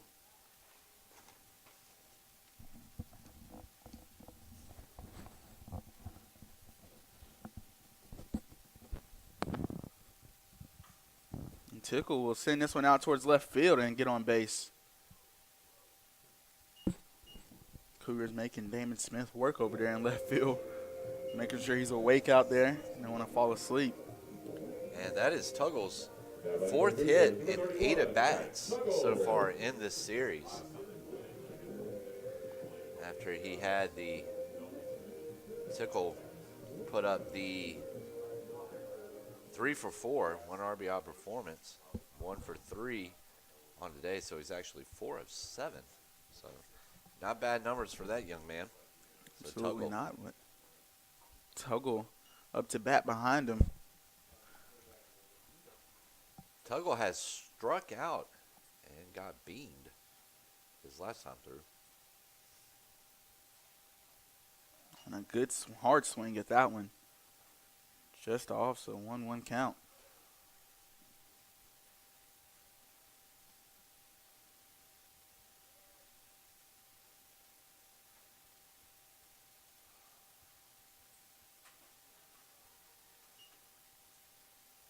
And the pitch is in there. Throw back over to first. Will not get Tuggle. Marciano and Lambert trying to catch Tickle sleeping a bit, but Tickle stays awake out there and slides head first back in. So the 1-2. And Tuggle will reach out and send a little slow roller down to short, but the throw is not there. Tuggle is safe at first. And Tickle will move all the way over to third. So Kowalski, not exactly the most difficult play there to make. And Kowalski was beating himself up after he couldn't make it to first when he was at bat last time. Kind of slammed his helmet over on the ground. Frustrated after striking out for a third, or striking out twice and then getting thrown out. But after making that error, you got to think he's probably getting in his own head right now. Well, and that's one of those signs of maturity. That's going to bring up Hutchins, who is 1 for 1. Walked. He has walked and singled. And that inside pitch will come in for a strike. And if Hutchins can get a single here, he'll at least bring in Tickle and get the Cougars on the board.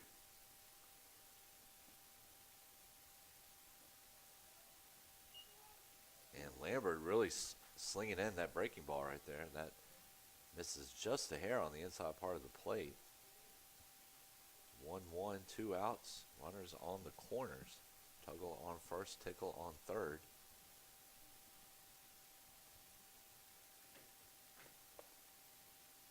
That pitch is in the dirt. Tuggle thought about going, but it's a good job there by Pfeiffer's catcher, Marciano. And had that been Smithers or Vidano over on first, they would have absolutely taken it. Well, I still don't think anybody really scores on that one, as Marciano really did do a good job of keeping that one out in front of him. And Hutchins doing a good job of sending this one out to right center field, and it will hit the grass. And that brings Tickle in across home plate and moves Tuggle all the way over to third. Hutchins will get comfortable over on first. And so, Averett, that's one thing we were talking about, getting those timely hits. And, you know, you're still down by 2, but we're not even midway through this game yet. So there's still plenty of time. And as you look out here on the board, Averett has actually out-hit Pfeiffer 6-4 right now. But that 3-run homer coming from Lambert being the difference maker. And Hutchins having a great game so far, as you mentioned. He's got 2 singles, an RBI, and a walk so far at the plate. So, and that's one thing. I mean, you know, you can take a look and say that things aren't exactly going the way that the Cougars might want them to as a team right now. But you know, sometimes it just takes a little bit to put it together, and you got to get 1 or 2 big momentum builders. And you know, in the case of Pfeiffer, it was pretty much one swing of the bat that put 3 runs up on the board. That was the difference. So. And as you look, Pfeiffer with 1 more error and 2 less hits than the Cougars. So the Cougars, like you said, just got to drive in the runs that they do get on base.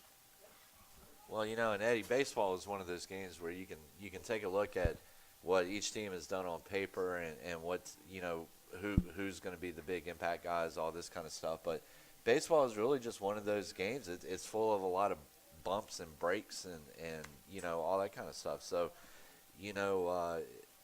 And really, it's kind of like in other sports, with football, they say you normally, if you win the turnover battle, you'll win the game. And soccer, whoever puts the most goals in, obviously they win. But baseball, as you look here, Pfeiffer with less hits and more errors, and they're winning. So like you said, one swing of the bat here or there can really make the difference of a game. it can, and that pitch is going to miss outside. Fastball. 1 ball, 2 strikes, 2 outs. 1 runner already in, 2 more on the bags. Tuggle at first, Tuggle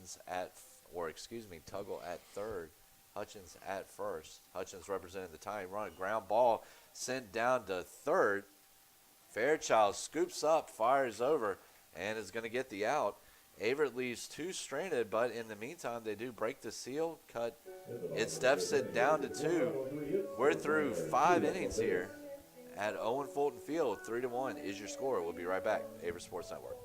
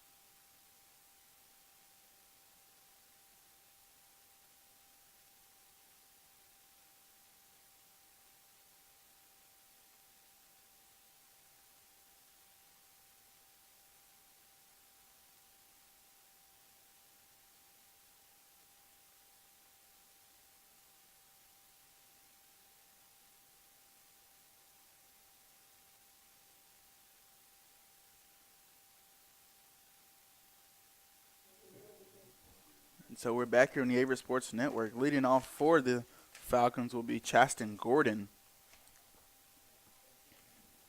After the Cougars were able to bring 1 run across the plate. Gordon swinging and missing hard on that first pitch.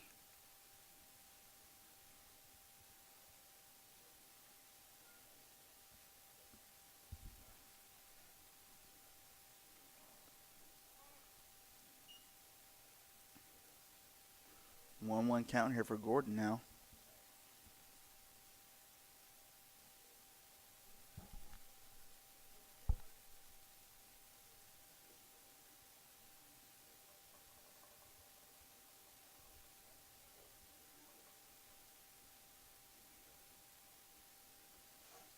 And that inside pitch comes in for a strike.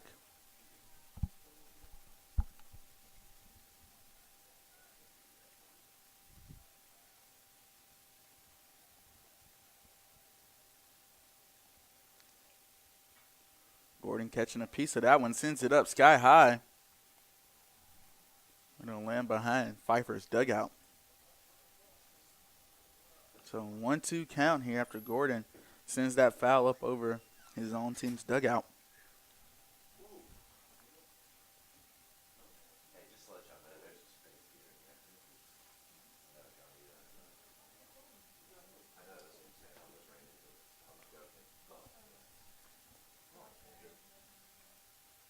And Gordon swinging and missing for strike 3 in the first out of the inning. So up next, Kyler Fairchild. With 1 out on the board, no runners on. Fairchild comes in 0 for 2, has a pair of flyouts.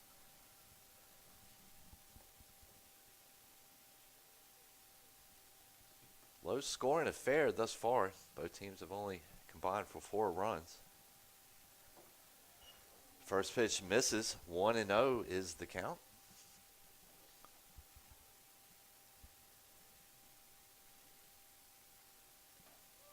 And so Drew Bailey has really gotten some good work out of his bullpen here in the last 3 to 4 games. Had some solid work yesterday against the Falcons. And Lamantia on for his 3rd inning.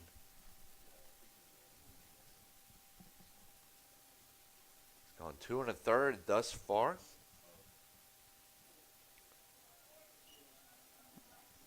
And so 4 straight balls will send Fairchild over to first base. And this will bring on Damon Smith. Going to lead the left fielder, Damon Smith. So Lamantia right now at 42 pitches. Smith comes in 0 for 2 on the afternoon. He has struck out and grounded out. And that is what Lamantia will be looking for here. Fastball right down the middle, and he really gives Smith a great pitch to do just that. The 6-4-3 fastball at the knees right down the middle. 9 out of 10 times that ball is going to get sent towards the middle of the field. Pickoff move. Back in time is Fairchild. Sliding in head first.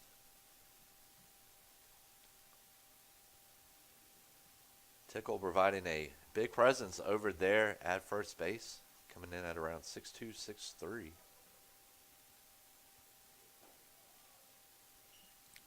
Pitch comes in high for ball 1, 1-1 count.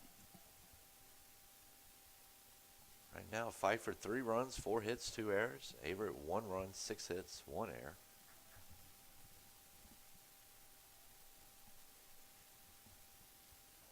Just so happens Pfeiffer has made a little bit more out of its hits. But of course, Lambert with the 3-run shot. And really, that's been the difference because Eddie, without that, I mean, Everett is looking at a 1-0 lead right now. But either way, Eddie, the last couple of years, really, looking at things, pitching has kind of been a little bit of the issue for Everett. Offense, not so much. The Cougars didn't have the power last year that they'd had in 2014-15, but they still had guys who could string together hits. Still had guys that could string things together and make things happen. But it was always the pitching that was a little lacking. But of course, this year, Drew Bailey coming over in his first year here at Averett has done a good job of really working with his young guys, also working with the veterans. And, as we were saying earlier, Smithers really has turned things around this year. And so we'll just have to see how things will move as we are getting now into the middle of the season. So Smith digging back in after the quick conference. Pickoff move over to first.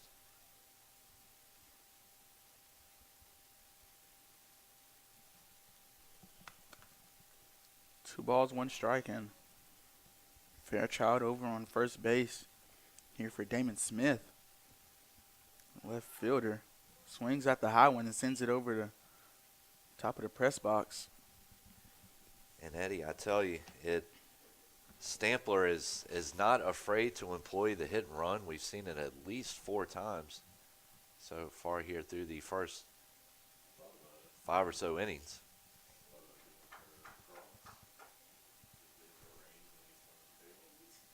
Of course, Pfeiffer trying to stay out of the double play right now. Lamantia, pickoff move back over to Tickle.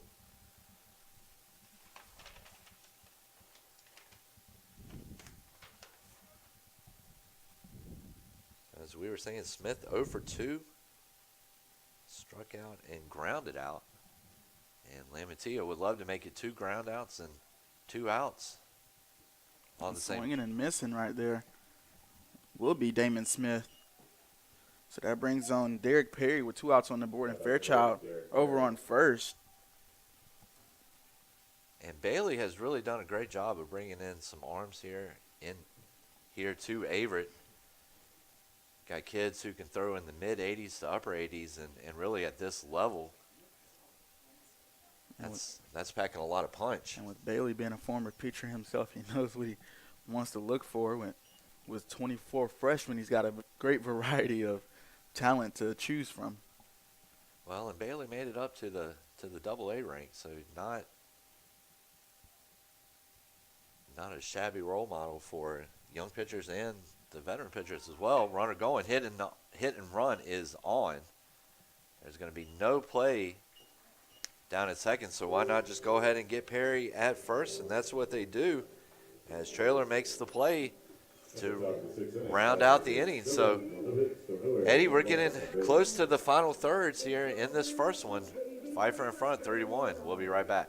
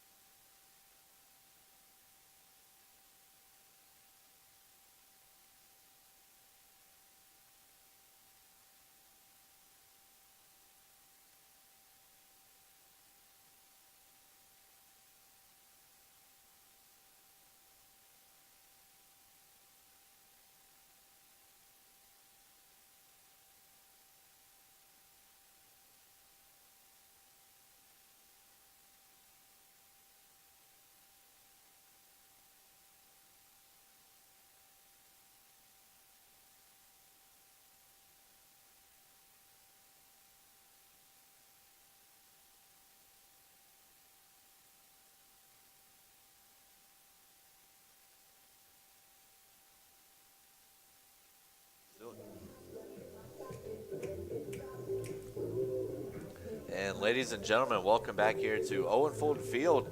Getting midway through the action here in the first game.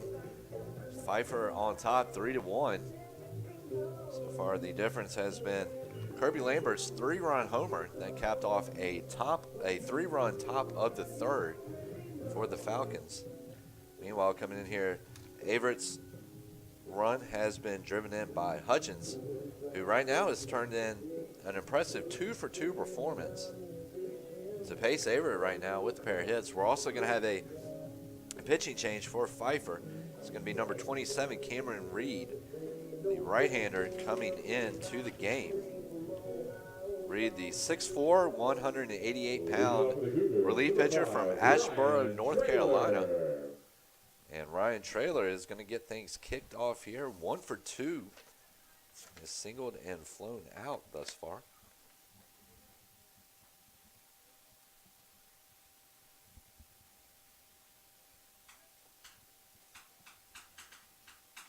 Getting into the later innings. Only a 2-run difference. And so Averett's going to get a little bit of a different look and a sidewinder out here in Reed. He delivers a first pitch breaking ball outside corner for strike one. Traylor had that one read well. Just couldn't connect, and he will fall behind 0-2, but Traylor was in Reed's mind on that pitch.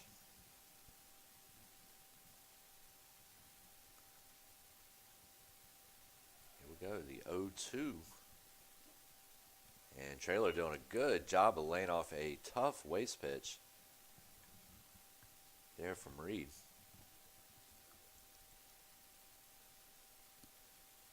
So the 1-2 coming in, and a nasty breaking ball. Traylor showing great discipline at the plate. Eddie, I don't think I would have been able to lay off that one. 2-2 count here for Traylor. And all it takes is a walk, hit by pitch, and error. Just one little thing to get the momentum rolling, and that one is in the left-handed batter's box. So after getting ahead to Trailer 0-2, Trailer has worked the count back to full at 3-2. Oh, and that is just a gorgeous fastball there on the outside part of the plate. I hate to say it like that because Trailer is down on strikes, but Reed did a great job. And so we're going to have a pinch hitter for Averett. Pitch hitting for the Cougars, number 10. It's going to be number 10, Zach Decarlo, the utility guy out of Gaithersburg, Maryland.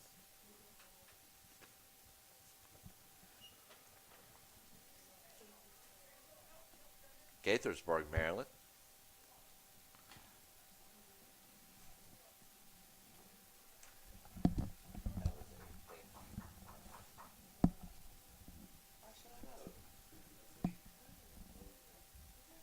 Oh, I know about it. I've never heard that. Is it really? 0-2 count here for Decarlo.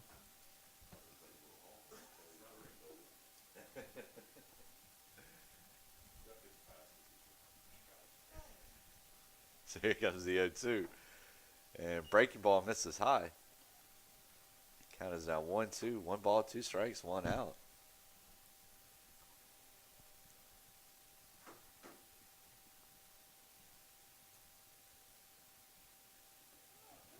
And Decarlo down on strikes. So 2 batters faced for Reed, 2 strikeouts. Now back to the Cougars, the right fielder, Tyler Bianco. And that's going to bring up Bianco now.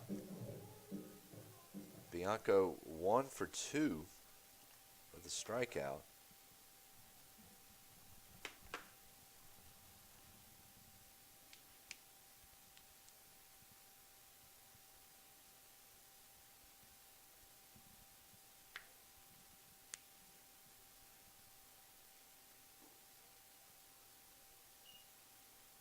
And they're going to say he went.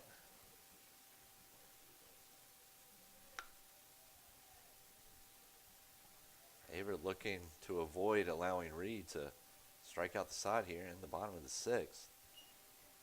Fastball misses below the knees. Of course, Eddie Reed does bring a different look to hitters with that sidearm approach.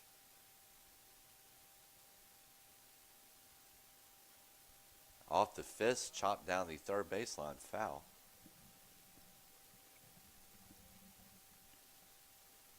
So Bianco stepping back in for the 1-2. Fodano is in the on-deck circle. If Bianco can give the Cougars a 2-out base runner. And a swing and a miss. And it was a good swing and a miss there. It was, and Reed striking out the side in the frame. So midway through, top of the 7th, Pfeiffer leads 3-1. We'll be right back on the Averett Sports Network.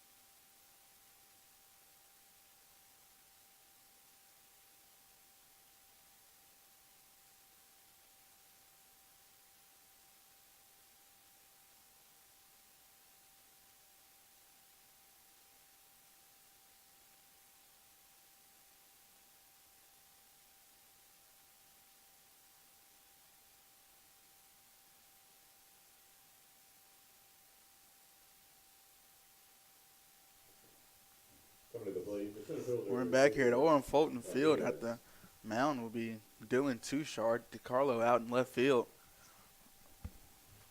And at the plate, Xavier Rodriguez. Touchard, 6 feet, 160 pounds. And Touchard. First pitch down the middle for a strike,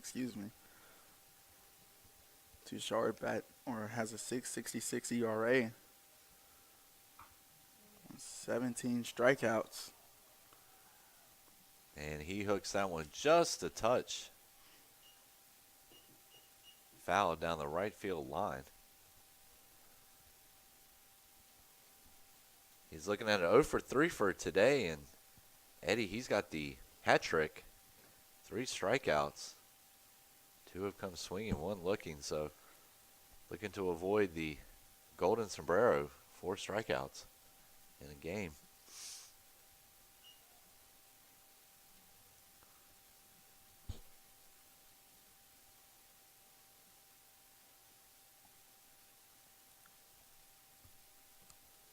So the 1-2.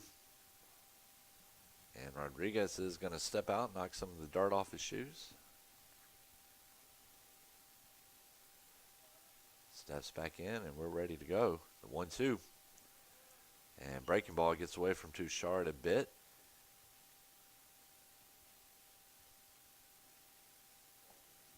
Oh, he caught Hutchins in the upper neck area. And he got him over there in the ear. And, whew.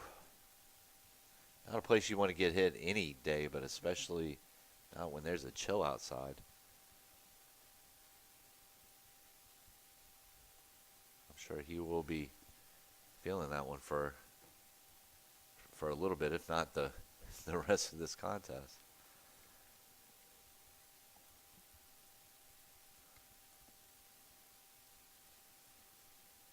So the 2-2 to Rodriguez. Rodriguez and Lambert representing the only left-handed hitters in the Falcons starting lineup today. And Touchard getting in on his fist. Getting in on Rodriguez's fist.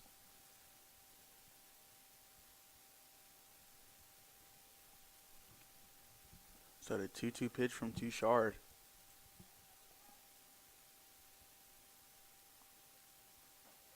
Comes in just a tad high.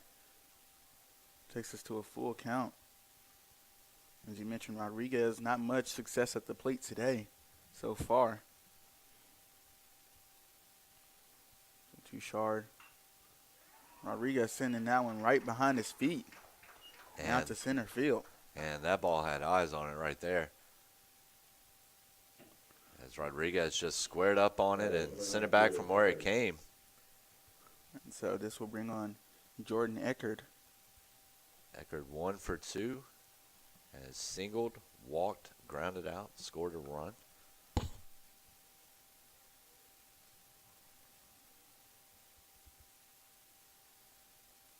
Cougars pitching staff up to this point have done a good job of containing this potent Pfeiffer offense, and a nice pickoff move there by Touchard.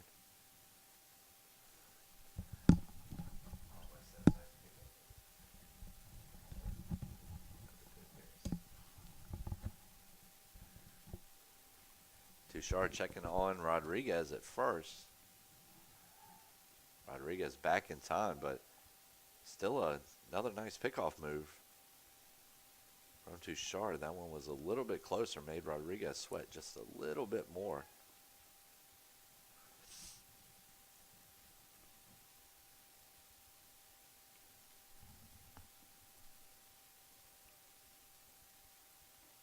And Eckerd swinging and missing. A mile out in front of that one, Eddie. Was not expecting that off-speed pitch, but that's what he got.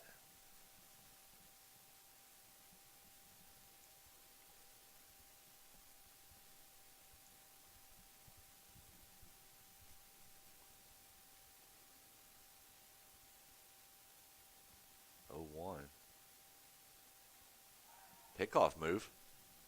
Rodriguez once again back.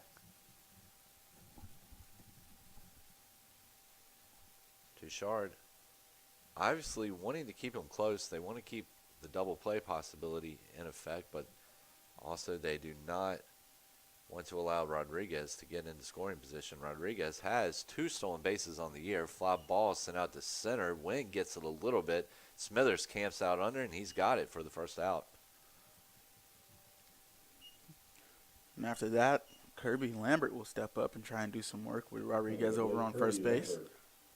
And we've seen Lambert 2 for 2 thus far, 3 RBIs, all coming on the home run. He has walked, stolen a base, scored a run.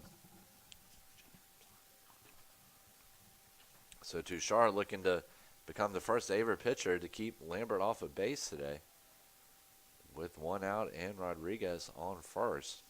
Good-looking fastball brought in for a called strike 1.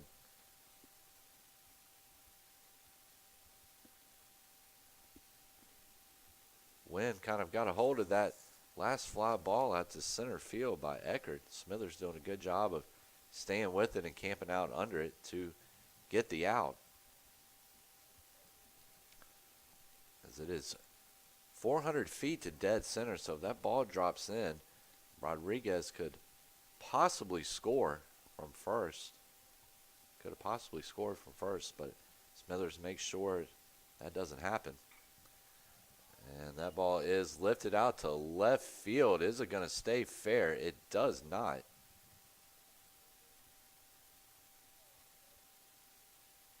As George gave chase, but can only watch as it hopped over the fence.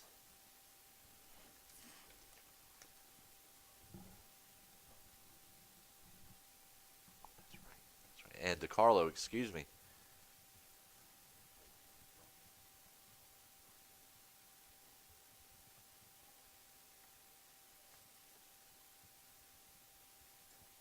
Breaking ball misses. 1-2 count with 1 out.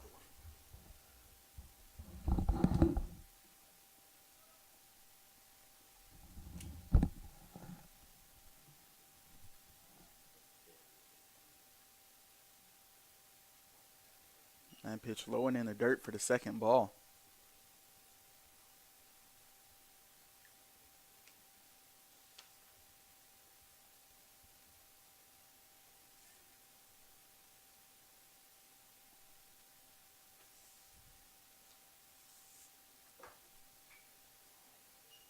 Remember, we'll send this one sky high. And caught out there by Smithers.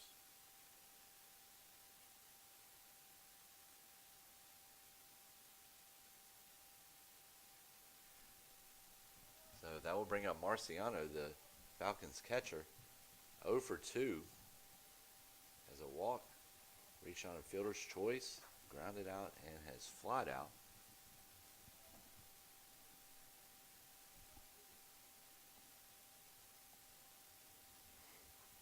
First pitch is laced out to center field. That one's going to drop in more left center field. Smithers does a nice job of coming over and making the play on the 1-hop. As that ball was sent on a line. So that's going to bring up number 1, Kowalski. Kowalski 0 for 3. Pair of strikeouts and a ground out. So, Eddie, anytime that you've got a team that's got some high power numbers, you're also going to see, obviously, some high strikeouts accompany those numbers. And we've seen that happen today as Pfeiffer right now has 2 players with 3 or more strikeouts, and Touchard trying to make it a third one right here against Kowalski. And Hutchins a good job of standing in front of that ball with 2 runners on base.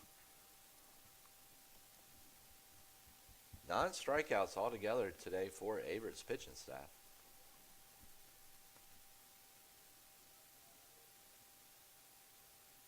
As we are just about through 6.5 here at Owen Fulton Field. That ball is off the fist, hit foul against the Cougars dugout. 1-2. is the count.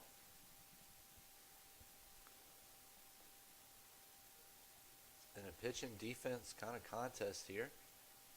Both teams have only combined to score for 4 runs.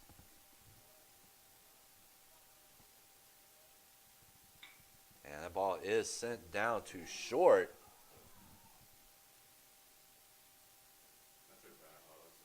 And Taylor was on the bad end of a bad hop out there at short. Hit him in the face.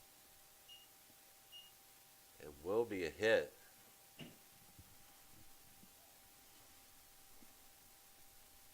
For Kowalski. Going out to check on Taylor now, and Eddie, there are a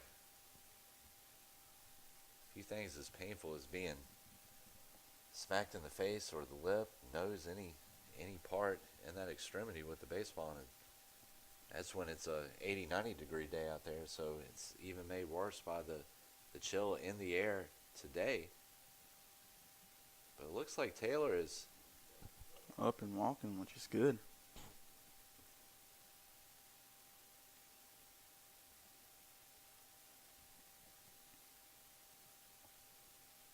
Pfeiffer with runners on first and second now with 2 outs.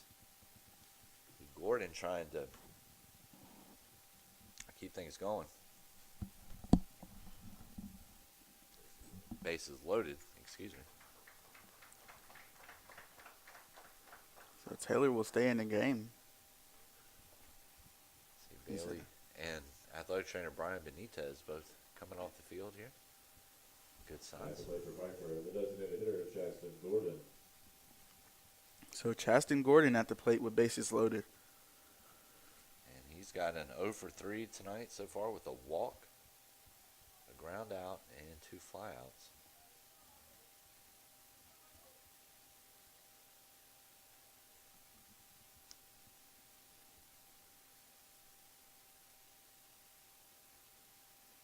First pitch swung on and missed. I think Gordon had dreams of a grand slam right there. Gordon tried to send that one into the Grant Center. He did. He took a big cut on that fastball. Timing was off, though. And another swing and miss.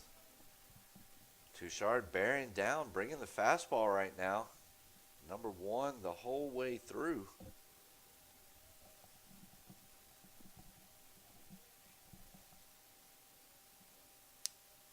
Let's see what we see right here.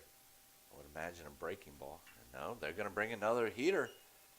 Ball is sent out to center. Smithers under it. And so Touchard gives the home crowd here at Averett a little bit of a scare as he allows Pfeiffer to load the bases.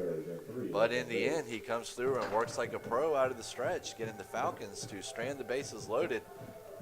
So, ladies and gentlemen, if you're watching at home, get up, stand up, stretch your arms and legs a little bit. And we are entering to the bottom of the 7th, and we will have it when we come back here on the Averett Sports Network.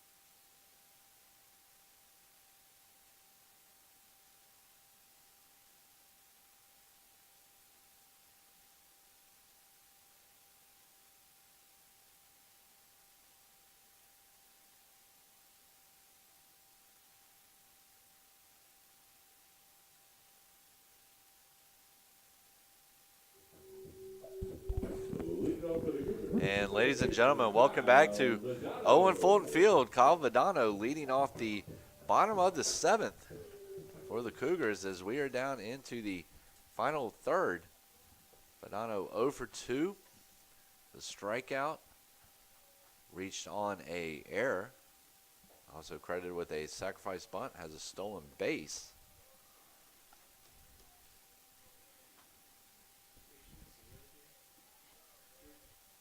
So Eddie right now, Averett with 8 men left on base all around,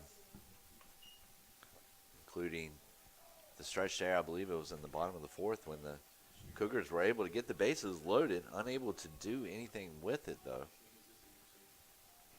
And he's got a side throw as the pitcher, kind of Matthew Stafford or Phillip Rivers like a football with that side on throw.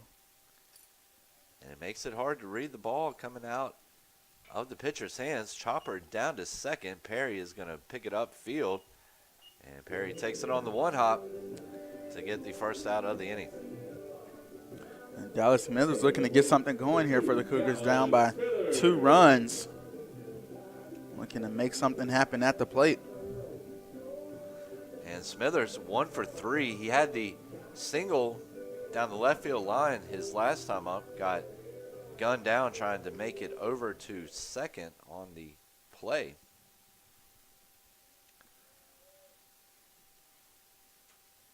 And Eddie, we're going to have to see just how much of an impact that actually has, because the Cougars were able to pick up a run that inning. And so right now we could be very well looking at a 3-2 game instead of a 3-1 game.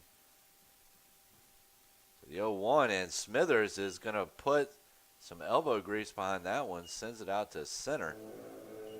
But in the end, Rodriguez is there to collect the second out.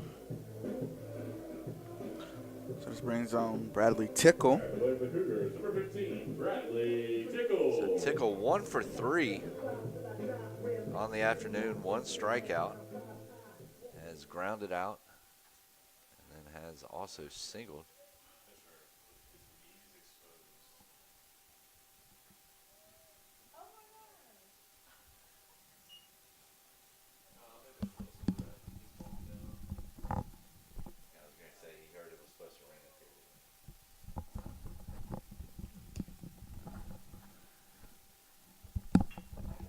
And Tickle sends one out towards center field, and he gets on first base. So Tuggle will step up now with Bradley Tickle over on first base. A nice line driver out to center field. And that's going to bring up Matt Tuggle now. 0 for 2, has struck out, been hit by a pitch, and reached on an error. So earning his bases the hard way is Tuggle. Yeah, when you get it's never an easy pass when you get plucked by one.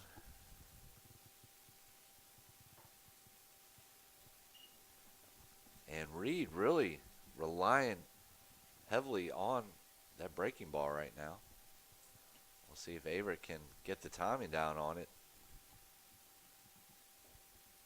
First 2 miss, count goes to 2-0. That one actually looked more like a 2-seam fastball than anything else.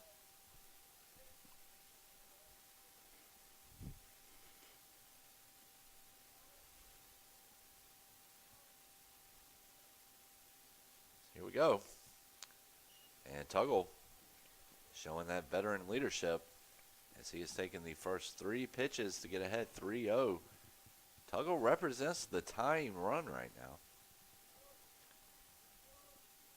Hutchins in the on-deck circle. Hutchins already with a pair of hits and an RBI and 3 at-bats. And Tuggle works a 4-pitch walk.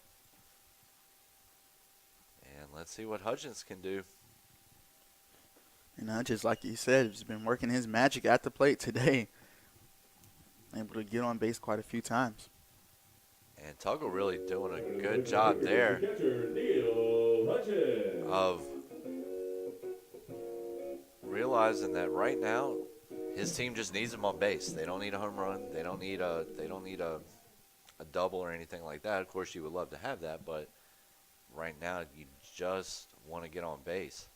Just need runners on bases. 2 outs on the board, 1 in scoring position, 1 on first. Pitch. It's that bottom outside corner for strike 1. And Eddie, it's been a good ball game out here today. Sometimes these doubleheaders can get to be long days, but I hope the second one is as good as this one has been, as these two teams have battled each other pretty closely, with really just one swing of the bat providing the real difference in this contest.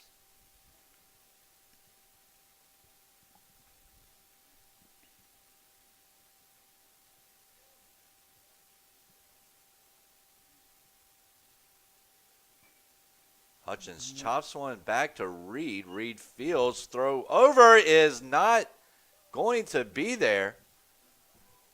Tickle thought about trying to go home, but they are going to end up nailing Tuggle in a rundown between second and third. So an untimely base running mistake will end the bottom of the 7th. We're going to move here to the top of the 8th. Pfeiffer in front, 3-1. Right back. We'll be right back here on the Averett Sports Network.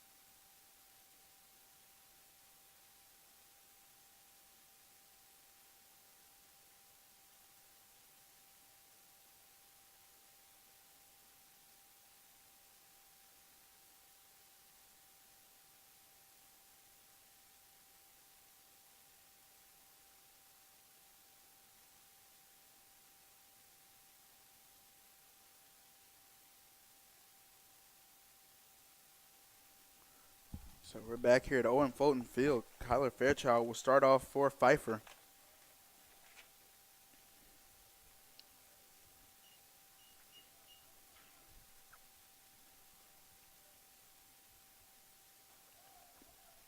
First pitch in high for ball 1.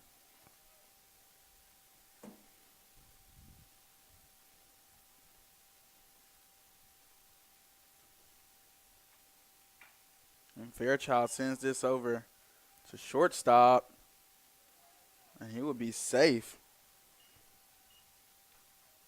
Nick Taylor's throw over to first carried on him a little out behind first base.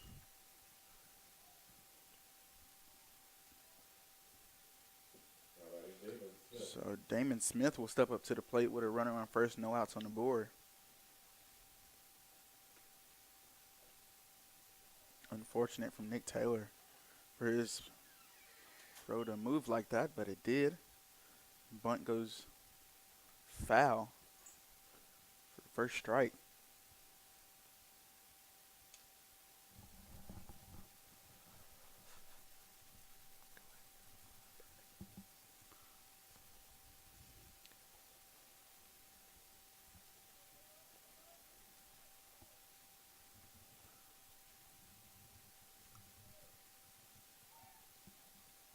Pickoff move back over to first by Touchard.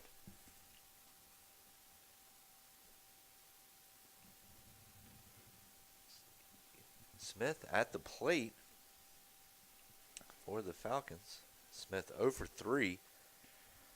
is grounded out and struck out swinging twice.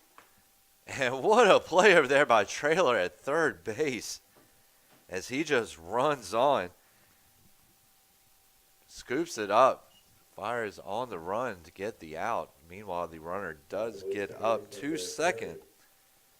And Derek Perry now for the Falcons up to bat. Went out on the board, a runner in scoring position. And Fairchild.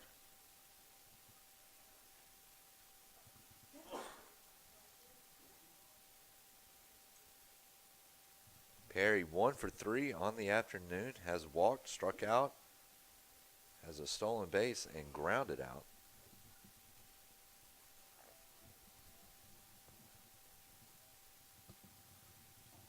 First pitch fastball. Looked good from up here. Will miss, though. Looked like it might have been a little bit outside. Count goes to 1-0.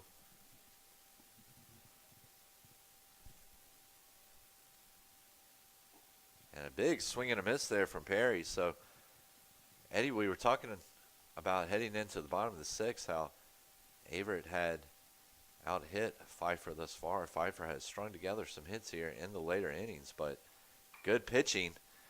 And what a play down there by Traylor. Traylor with the rocket over. Was always going to be tough trying to get Perry out over there at first. But Traylor doing a great job to get in front of that one, as that if it had gotten out of the infield, that is down the line,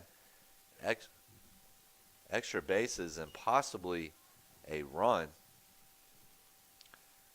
And they're going to go ahead and give that a hit, as it would have been a tough thing to nail Perry with his speed down there.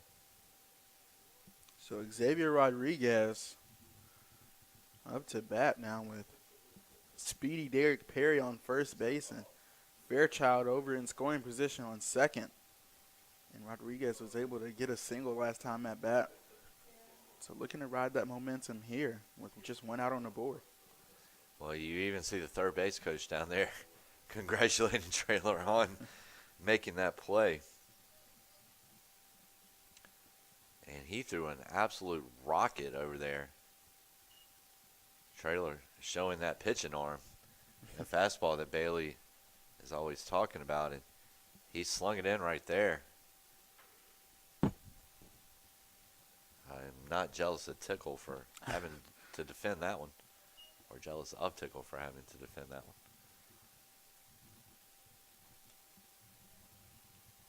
So Rodriguez comes in 1 for 4, has 3 strikeouts. Did get a hit in his last at-bat.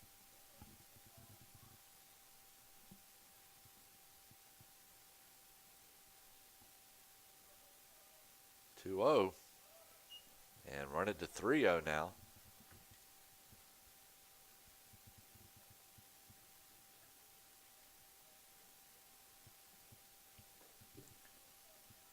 Let's see here. In the last 2 innings alone, Pfeiffer has strung together 5 hits, but they have also left all 5 of those runners on base, and they're not going to have a bases loaded situation with 1 out. With their big-time, big-armed hitters coming up to the plate, and Eckert and Lambert. And Eckert comes in 1 for 3 with a walk, has grounded out and flied out.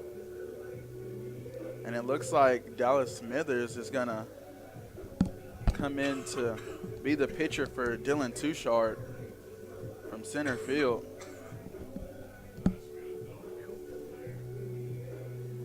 So we've got a double switch here. Smithers coming in to pitch. It's going to be number 1, Matt Wall, coming out to center field to replace Smithers.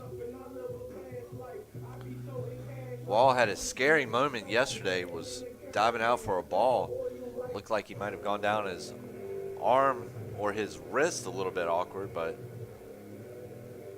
he is obviously okay. So, Eddie, I don't know about you, but I feel like taking a break. So we'll be right back here on the Averett Sports Network.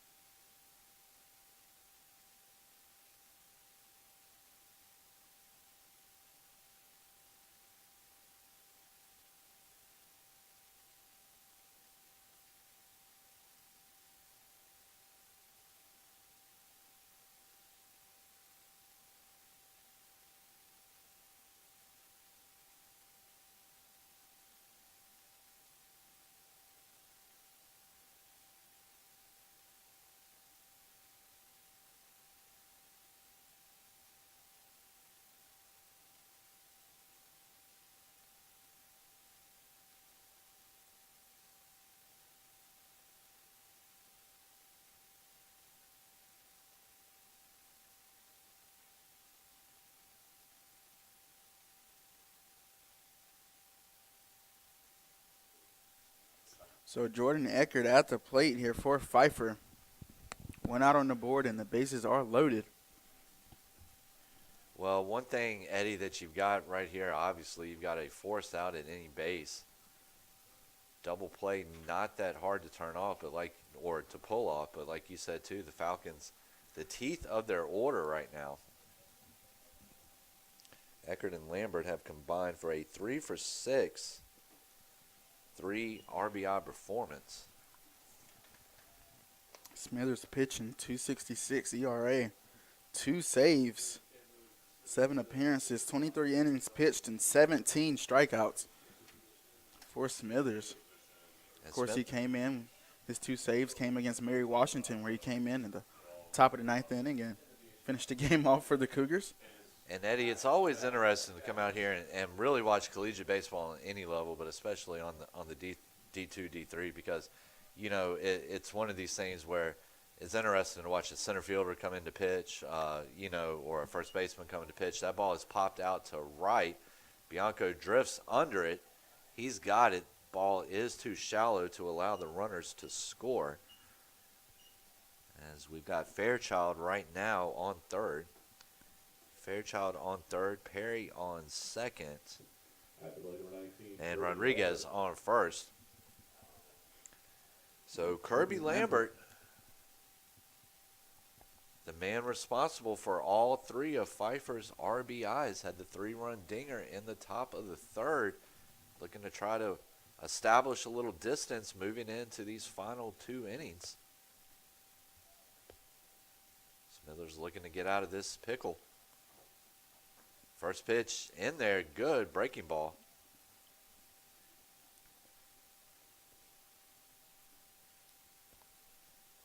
Eddie, you were talking about Smithers' numbers when he first came in. He's done a great job and really come back and bounced back from a tough year last year. Ball is hit down on the ground to Vedano. Tough hop. Vedano fields, throws over, and Smithers puts the lid right back on the pickle jar as he gets out of the jam. So we are through 8 innings here at Owen Fulton Field. We're going to take a break here on the Averett Sports Network.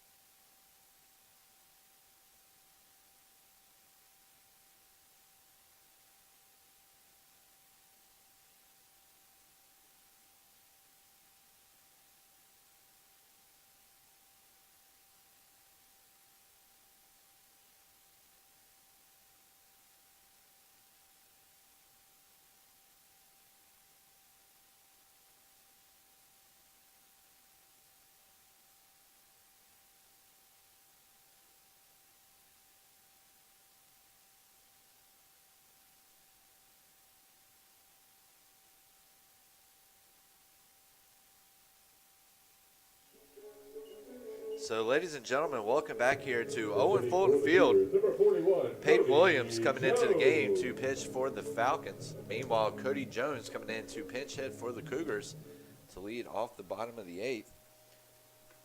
Peyton Williams making his 8th appearance on the year, has thrown 8 1/3, surrendered 4 hits, struck out 6, has not given up an earned run yet.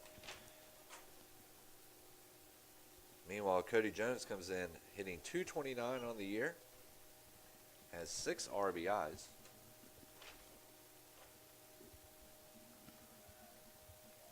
Jones working ahead early here, 2-0. So he takes a look at the first 2 offerings from Williams, the freshman utility guy. And fastball. And Eddie, it's been one finger down 3 times in a row, and it has been 3 balls. As Jones has worked the count in his favor, 3-0. And Jones taking all the way right there on the 3-0 count, running to 3-1. So Jones up to bat against Williams. That pitch comes in high and inside for ball number 4. Jones will take a seat over on first base. And so that's going to bring up Trailer now. Trailer coming in.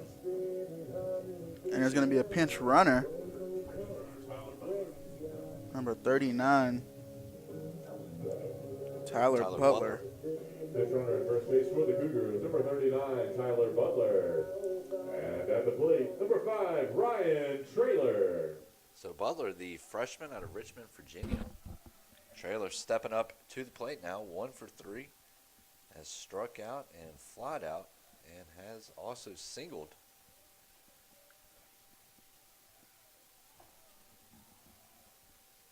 Three to 1, bottom of the 8th. It's getting crunch time here for the Cougars. They're looking to avoid their second consecutive loss after picking up the sweep earlier or midway through the week against University of Mary Washington.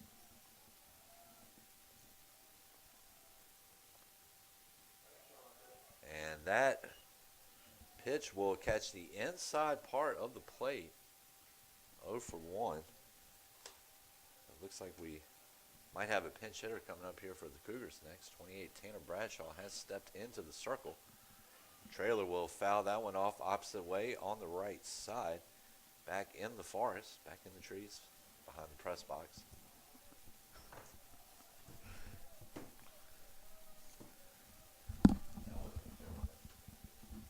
So Butler over on first, no outs on the board, 0-2 count for Trailer.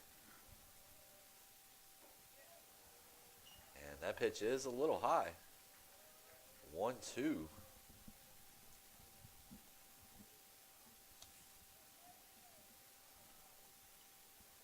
Trailer representing the tying run.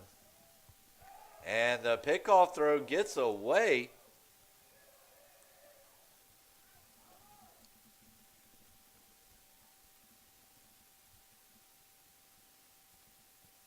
And so Butler was thinking about going around. I think there was some confusion about exactly where the ball was. And just that split second right there will. And there's a strikeout. The throw back over to first. They're going to say it got him. He looked like he was back in. And Coach Bailey is going to come out to talk. He looked like he was back in by quite a bit right there. Drew Bailey coming out and having a conversation about that one.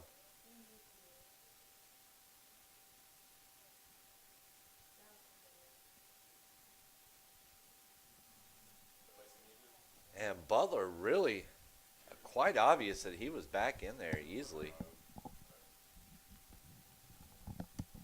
As it looked like he had slid well behind the tag.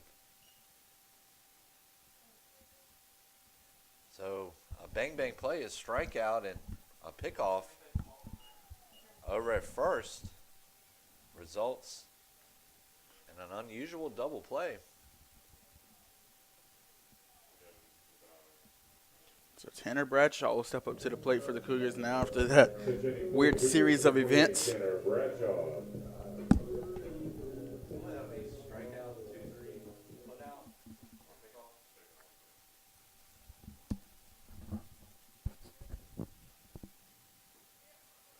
Fastball inside part of the plate for strike one. So Tanner Bradshaw coming in. Bradshaw right now on the year, hitting 182, has 3 RBIs.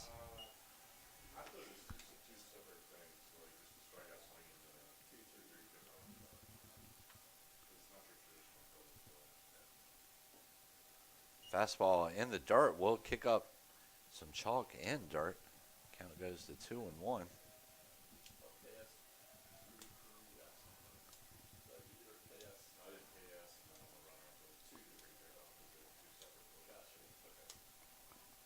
Two-one coming in, and Bradshaw will work it to 3-1.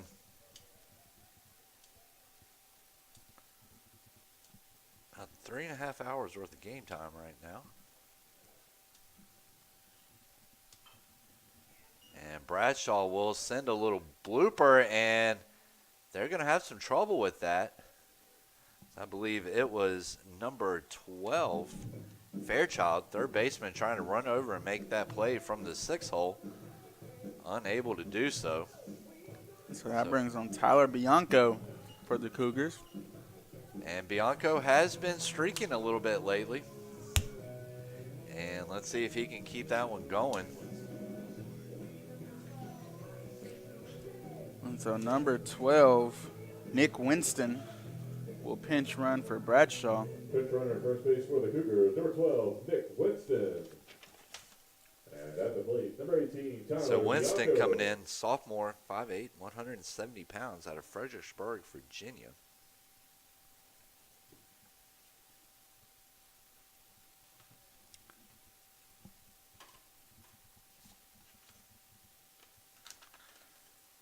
So Bianco, 1 for 3. He's gone down swinging on strikes twice and has a single. And he's going to drop down a 2-out bunt, but it's going to be right back to the pitcher, but the throw is errant.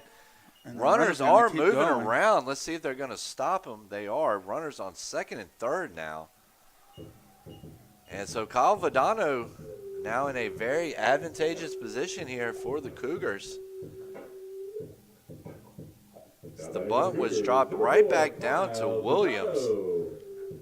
Williams could not make a clean, well, made the field cleanly, but could not make the clean throw over.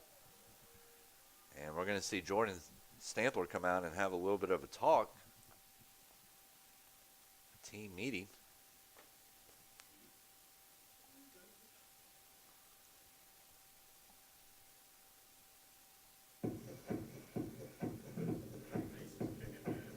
So 3-1 is your score.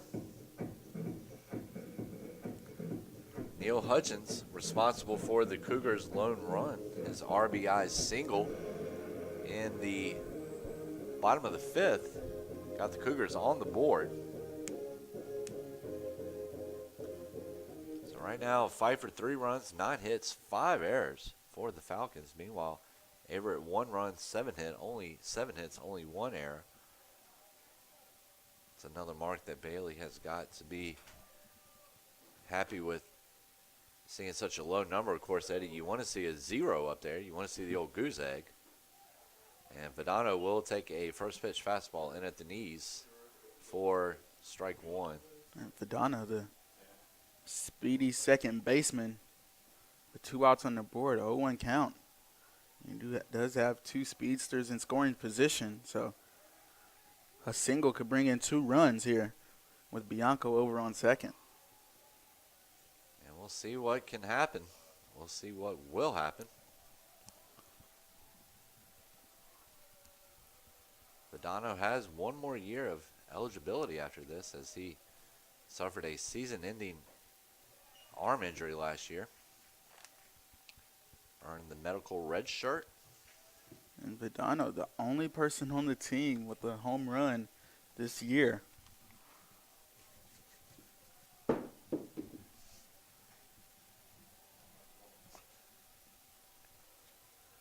2-1 to Vedano is in the dirt. So Vedano putting some pressure on the freshman Williams. Averett just needing one big break right now to knot this score. And so Vedano will go and sit on first base, and this will bring on Dallas Smithers, who hasn't had the best game at the plate today, but who can really turn it up in the blink of an eye. He did get a hit last time out at the plate, so another one here would be amazing. Well, one thing Smithers is good at doing, Smithers is good at pulling the ball, and of course, really in this situation, pulling it's not going to help you out too much. You almost just want to send it right up the middle, because if he sends this thing out to shallow left field, chances are probably only one run comes in, and he's going to put the bat on that over to center, and that is going to burn the center fielder. And this will bring Vedano all the way in as well. And Vedano scores. Just like that, Dallas Smithers brings in 3 runs in the bottom of the 8th inning. And Davin, how about that? 3 games ago, against Mary Washington, Dallas Smithers in the bottom of the 8th inning had the game tying and game scoring runs. So a little bit of deja vu here against Pfeiffer. Well, and it was definitely, was talking with Dallas after the EMU game, and one thing that he was kind of down on himself a little bit, frustrated. He hadn't really been able to come through and provide a big hit for his team yet and really provide that shot as a senior leader. But right there, he ends up burning the speedy Rodriguez out in center field. So Rodriguez kind of drifted in a little bit too early there. Tickle now up to bat. And so it's something that we've seen the Cougars threatening to do all day today, put up a 2 or 3 spot in an inning. And we see him do it right there as Smithers clears the bases with that double.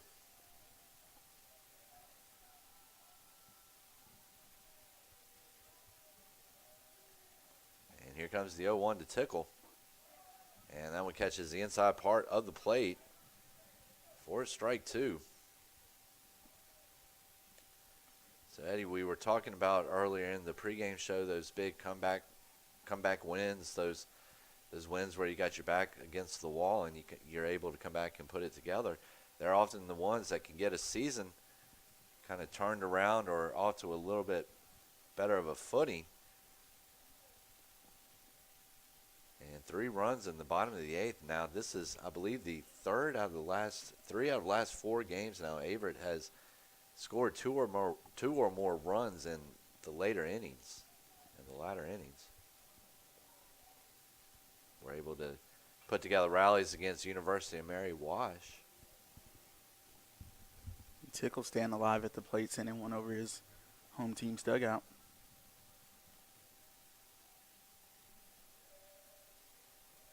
So the 0-2, 2 outs, runner on second, 3 already in.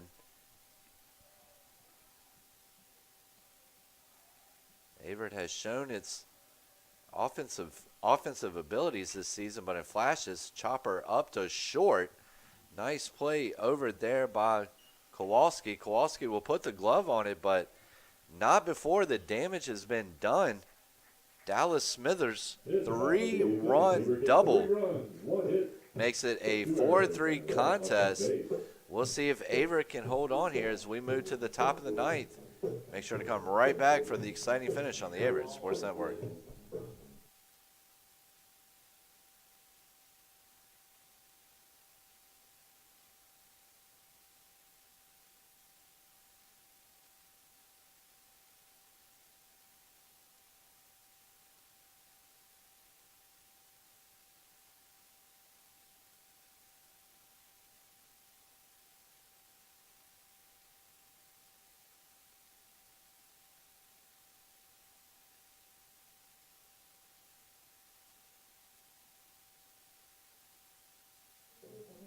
And back here at Owen Fulton Field after a 3-run half inning from Averett, able to get on the board and take the lead here against Pfeiffer in the bottom of the 8th inning. And we've got some changes here to announce. Ryan Traylor has now moved over to short. Meanwhile, it is number 7, Hunter Laprelle, moving over to third for the Cougars. Defensive changes for the Cougars, moving over to play short. So, Eddie, Number 5, Ryan Traylor, Dallas now Smithers first base. talking about Hunter Laprelle, and now playing left field for the helping Cougars, number 34, Tucker Majetic. helping your own calls, also number 13, or excuse me, number 34 into the game for the Cougars as well, Tucker Majetic. Smithers looking to get the save at the plate off his bait and at the mound off of his hand here.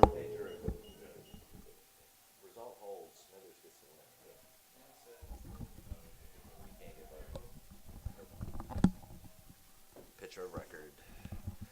So, Eddie, entering into the top of the ninth, Smithers still on the mound. So, Smithers is the pitcher of record right now. He would be eligible for the win if the Cougars can hold on.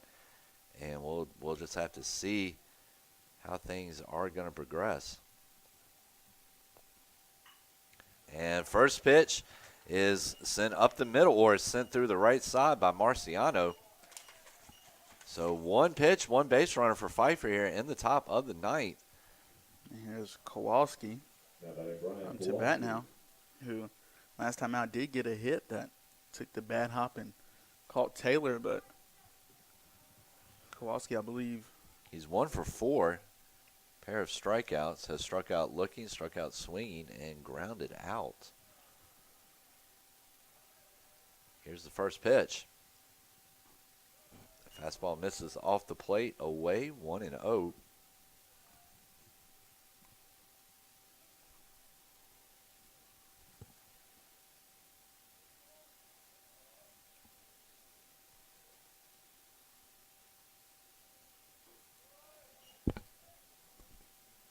Smithers needs to make sure he's not trying to do too much. Looks like has brought in a couple of two-seam fastballs his last couple of times through, and he'll have to make sure that he's not trying to overdo things here. Quick pickoff move back over to Tickle. Runner back in.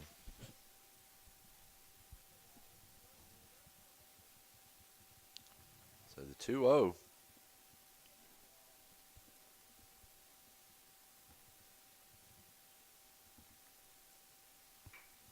And that ball is sent out into the gap in left center.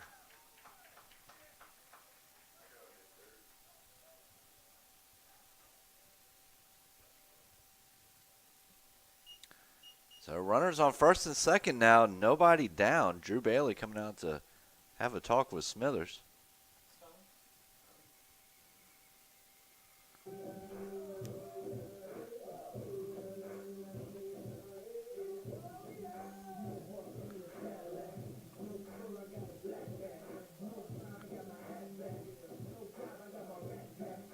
And we might see a pitching change here. Looks like Laprelle might be coming into the game.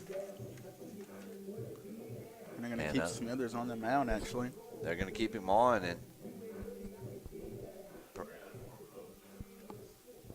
and Traylor is in the bullpen. More nights.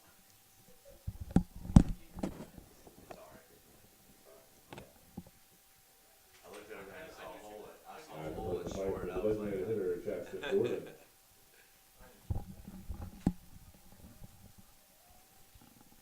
So Chaston Gordon up to bat.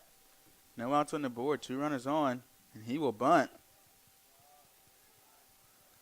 And Smithers does a nice job of realizing that Fadano with Tickle coming in playing backup, that Fadano hadn't quite made it over to first yet to cover. He waits for a second for the throw, but in the meantime, the 2 runners do move up. At the plate, the third baseman, Tyler Fairchild. And so Fairchild now with an opportunity to knot the score for Pfeiffer. Number 36, Marciano on third. Meanwhile, Perry on first.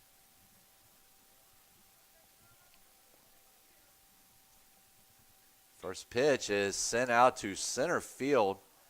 That ball is drifting back.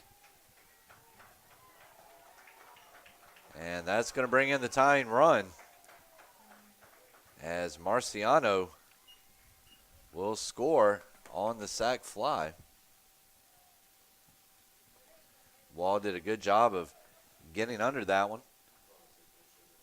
but getting hit out there to that dead 400 mark in center, hard to try to get that ball back in on time. So you're going to see number 42, Komacheski, come into the game. Pitch hitting for the Falcons. Number 42, Andrew Homacheski. So Homacheski, 6'3", 230 pounds, out of Burgaw, North Carolina.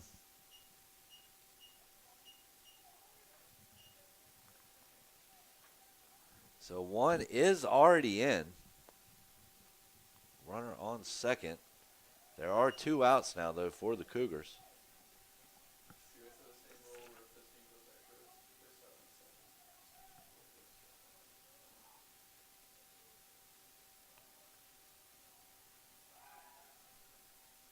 So Smithers turned around to check on the runner at second.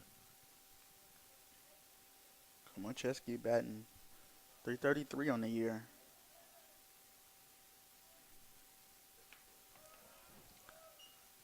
And that one misses. Count goes to 1 ball, 1 strike. 2 outs, runner on second. 4-4 is the score.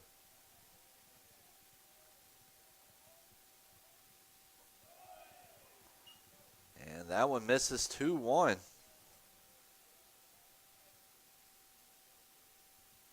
Micheski trying to make things work. Trying to put the Cougars backs on the ropes, entering into the final frame. When entering into the bottom of the ninth, and Smithers will work it back to 2-2. 2 balls, 2 strikes, 2 outs, runner on second. 4-4 ball game, top of the ninth. Time called on the field.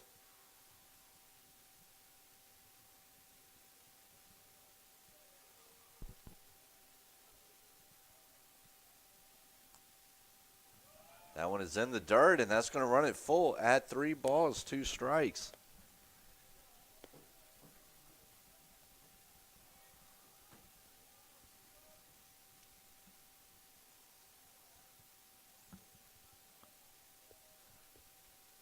So it was Marciano singling to right to start things off.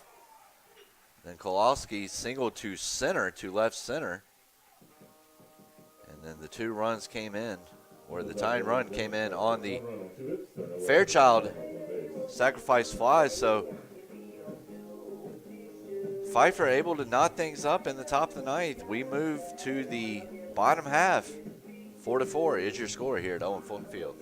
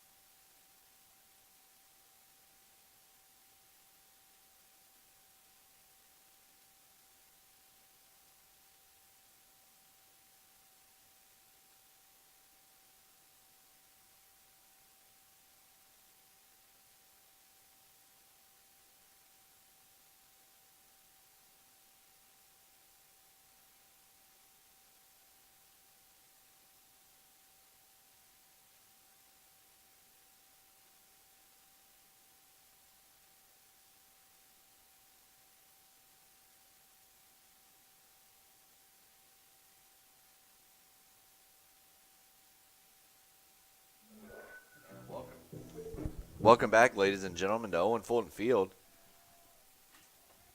Matt Wall leading things off here in the bottom of the ninth. Averett took the lead on Dallas Smithers' 3-run double to center in the bottom of the eighth, but Pfeiffer able to string together a couple of hits, and that resulted in a sacrifice fly that ended up knotting the score at 4. So Wall making his first official plate appearance today, swing and a miss.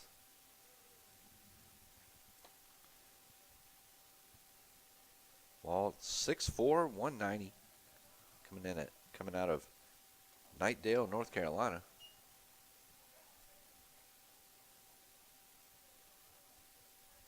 With a 1-1 count, or excuse me, 1-2 count.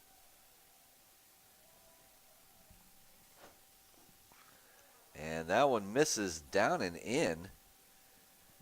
2-2.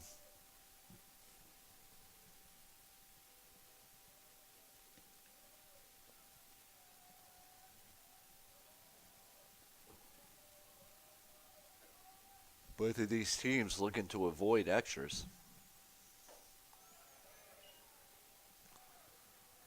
Well, actually, Averett looking to avoid an extra. I think right now Pfeiffer would like to keep it into extra innings.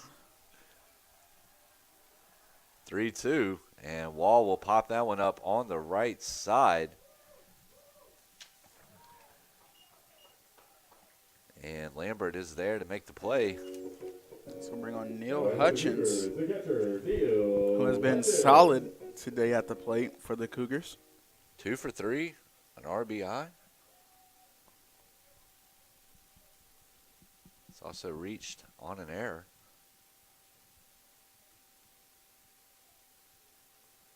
So actually he has reached every time he's been at the plate today.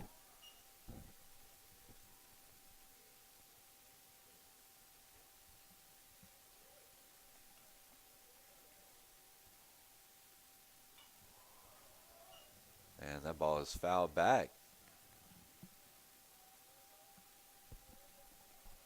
Averett looking to even up the series at 1 apiece, heading into the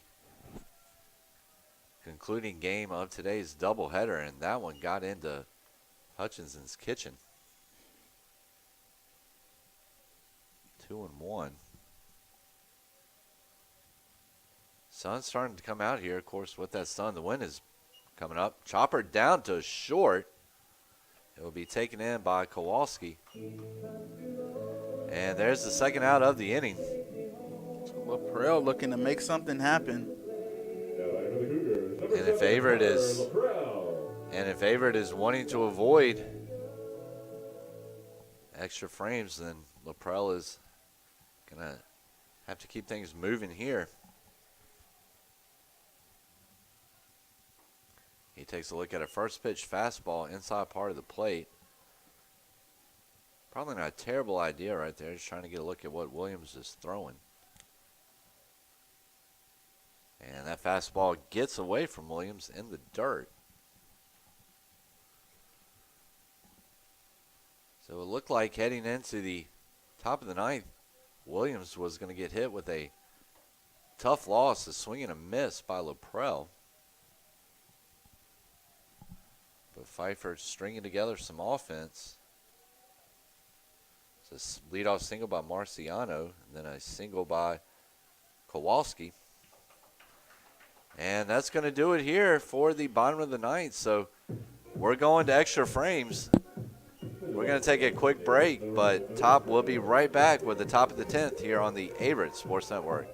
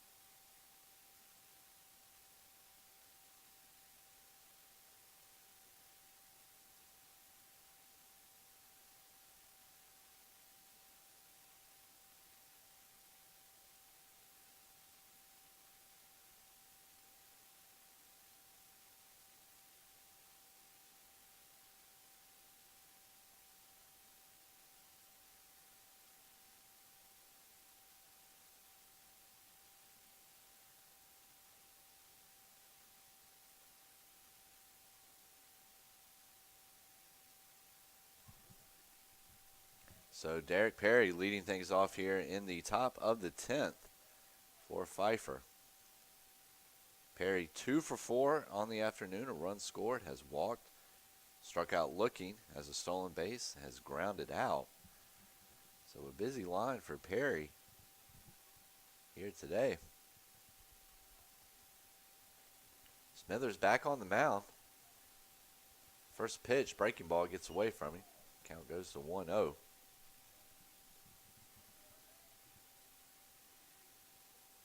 These breaking pitches can be a little tough to pull off. Really have to get your body down over it.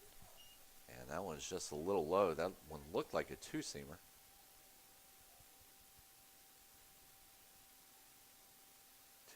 Coming in. Smithers taking a little time to regroup.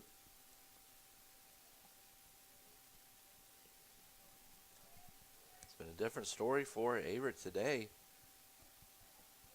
as the Cougars dropped the opener 8-2 yesterday against the Falcons. Of course, today they've been able to come back and overcome a 3-run deficit to temporarily take the lead in the bottom of the 8th. And 4 straight pitches, 4 straight balls, and that's the way we're going to start off the top of the 10th.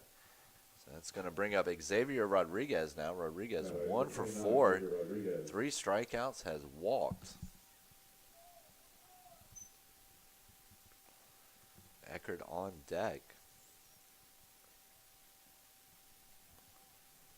Eddie, we've got a lefty versus righty battle here going. We'll see with Rodriguez's speed.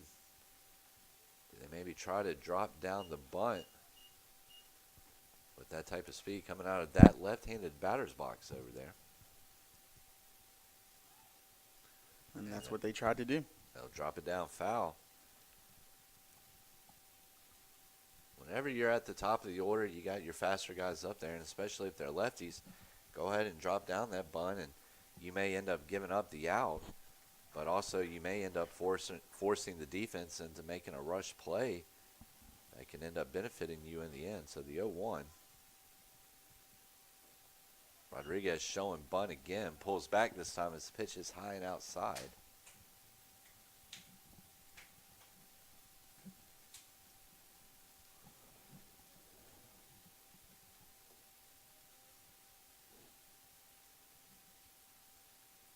The 1-1.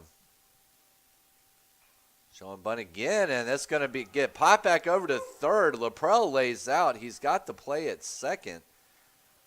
Rodriguez popped that one up. Laprelle laid out to try to make the grab, trying to hopefully double up Perry over at first. But nothing happening, or the double play wasn't happening. But they do get the lead runner at second in Perry. So that's going to bring up 9, Jordan Eckert.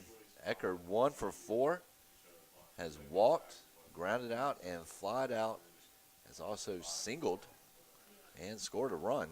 And it's kind of what we probably kind of wish would happen, getting Perry off the bases. The speedster would have been able to make some moves with Eckert and Lambert behind him. And we saw him do it earlier in the game, getting around easily. First pitch over, swung on and missed.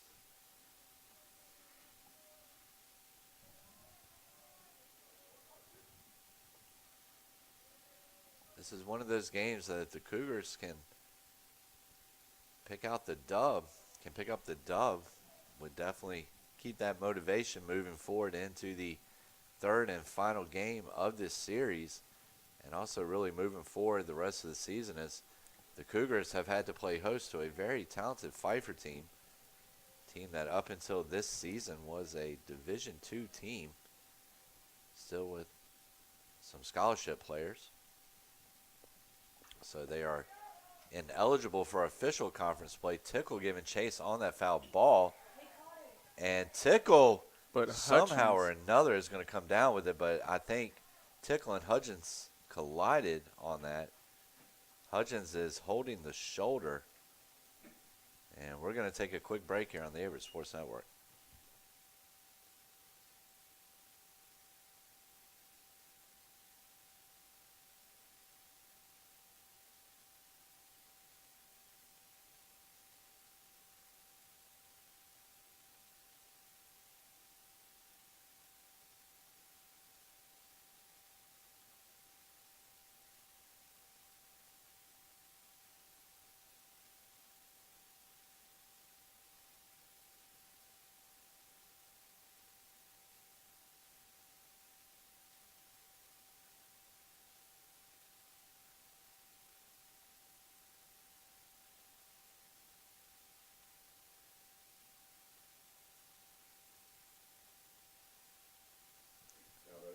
And welcome back here to Owen Fulton Field. The ever dangerous Kirby Lambert coming up. 2 for 4, 3 RBIs, and 3-run homer. It's also stolen a base, grounded out, and flied out. Pickoff move back over to first, but Rodriguez back in safely. Smithers just needs one more out to get things on here to the bottom of the 10th and try to give the Cougars a chance to win things, to split the first 2 games of the series, like I said, before the third and concluding game. Already a long day for both players and coaches involved, as with 18 innings are going to be played either way, and now you add extra frames to it. It really starts to become a war of attrition at some point. 2-0.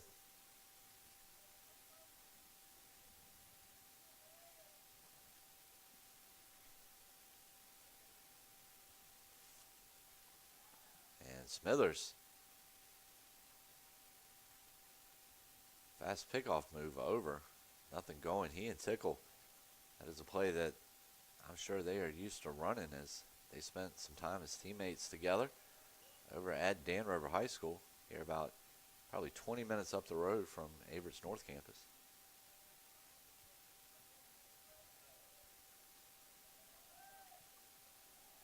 Also Tuggle, a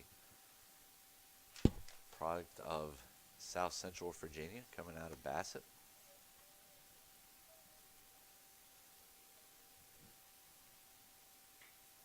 And there's a shot out to right field. That ball is drifting back. It's going to be some problems. And that ball is going to get out of here. That is a 2-run dinger from Lambert. And he is now responsible for 5 out of his team's 6 runs. And he goes right back to to right field, where he hit his last homer. It's a nice try out there by Bianco in right field, as he was able to get up and try to make the play against the wall. Looked like it might have deflected off his glove, though, and got out.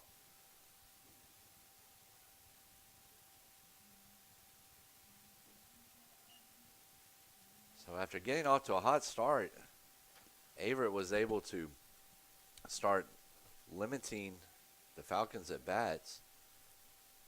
They have been able to start getting a little bit more of a breakthrough in the final 3 innings, but Averett has still strung together a solid performance at the plate as well,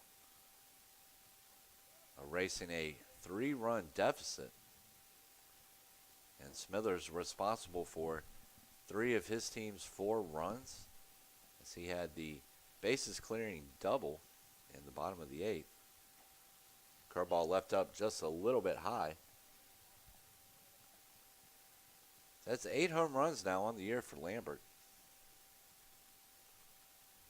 53 RBIs now, 33 RBIs.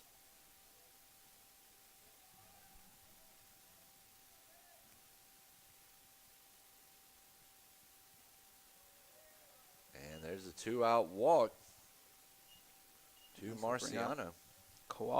Brian Kowalski, shortstop for Pfeiffer, with 2 outs, and Marciano over on first.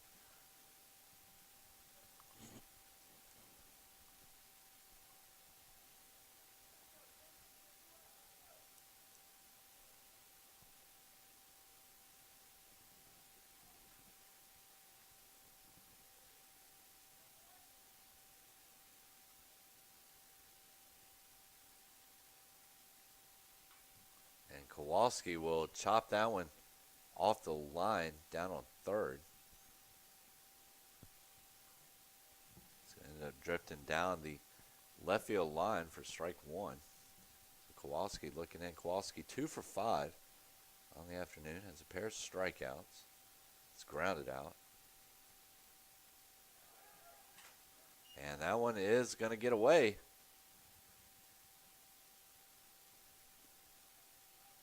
From Hutchins.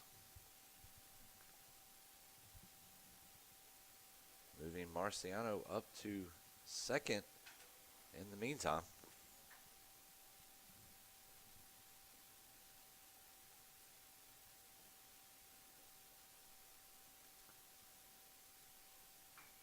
And that ball is sent out to shallow right center. Giving chase was Vidano. Vidano unable to come down with it. Number 36, Marciano, comes in to score. And it's now a 7-4 ball game.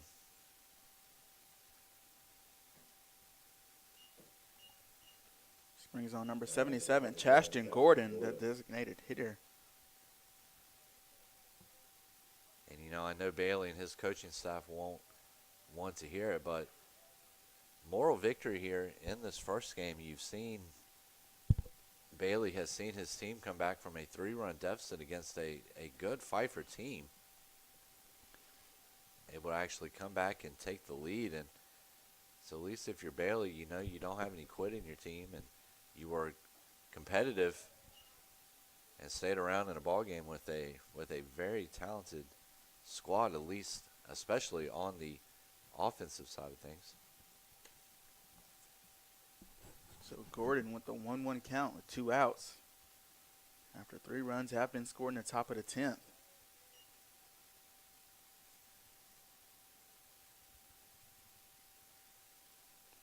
Lambert, 5 of Pfeiffer's 7 RBIs. A 3-run homer in the third, and then the 2-run shot just a moment ago. Off the fist, popped up out into right field. Bianco is there, but the damage has been done. Lambert's 2-run homer and then an RBI single by Kowalski had made this a 3-run game going into the bottom of the 10th. We'll be right back on the Averett Sports Network.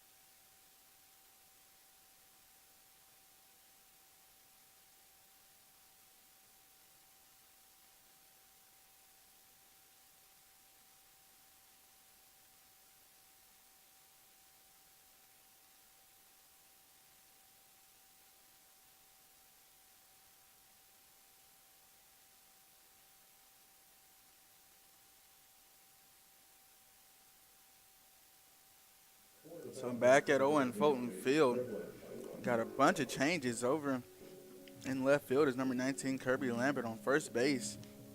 His number 17 Mason Stripling. Xavier Rodriguez came up to pitch, and then number 4 Hayden McGraw is moving over to center field from left field.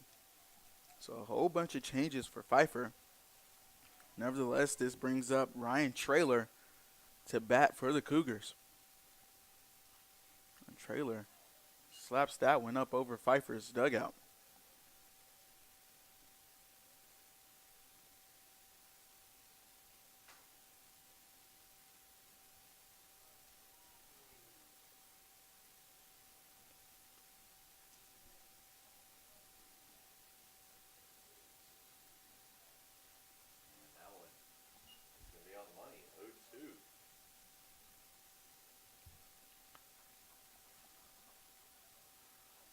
Traylor coming into this at bat 1 for 4 on the afternoon. 2 strikeouts. Fly out. Also has a base hit.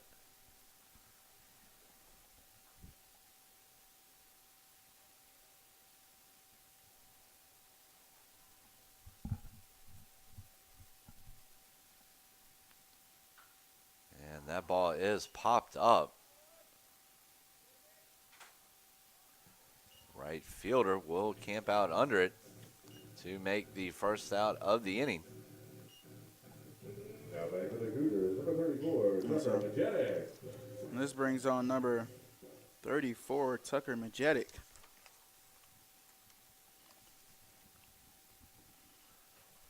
Majetic comes in to this game today, still looking for his first base hit.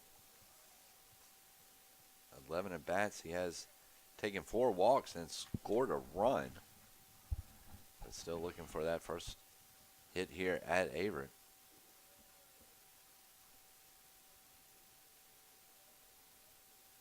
Oh, 1. That was in the dirt. Majetic coming in at 6'2" out of Prince George, Virginia. Teammates with Cole Spain. He's also from Prince George High School. 1-2 count for Majetic. That one misses down and in. And they're actually going to say that he went around on that. They want the appeal down at first. They will get it.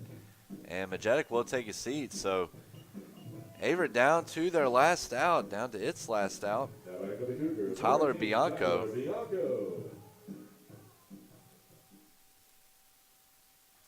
Bianco coming in to this contest, or coming into this at bat, 1 for 4. And he'll fall behind 0-1 early on. Badano would hit next if Averett can turn it over. 0-2 count early here for Bianco.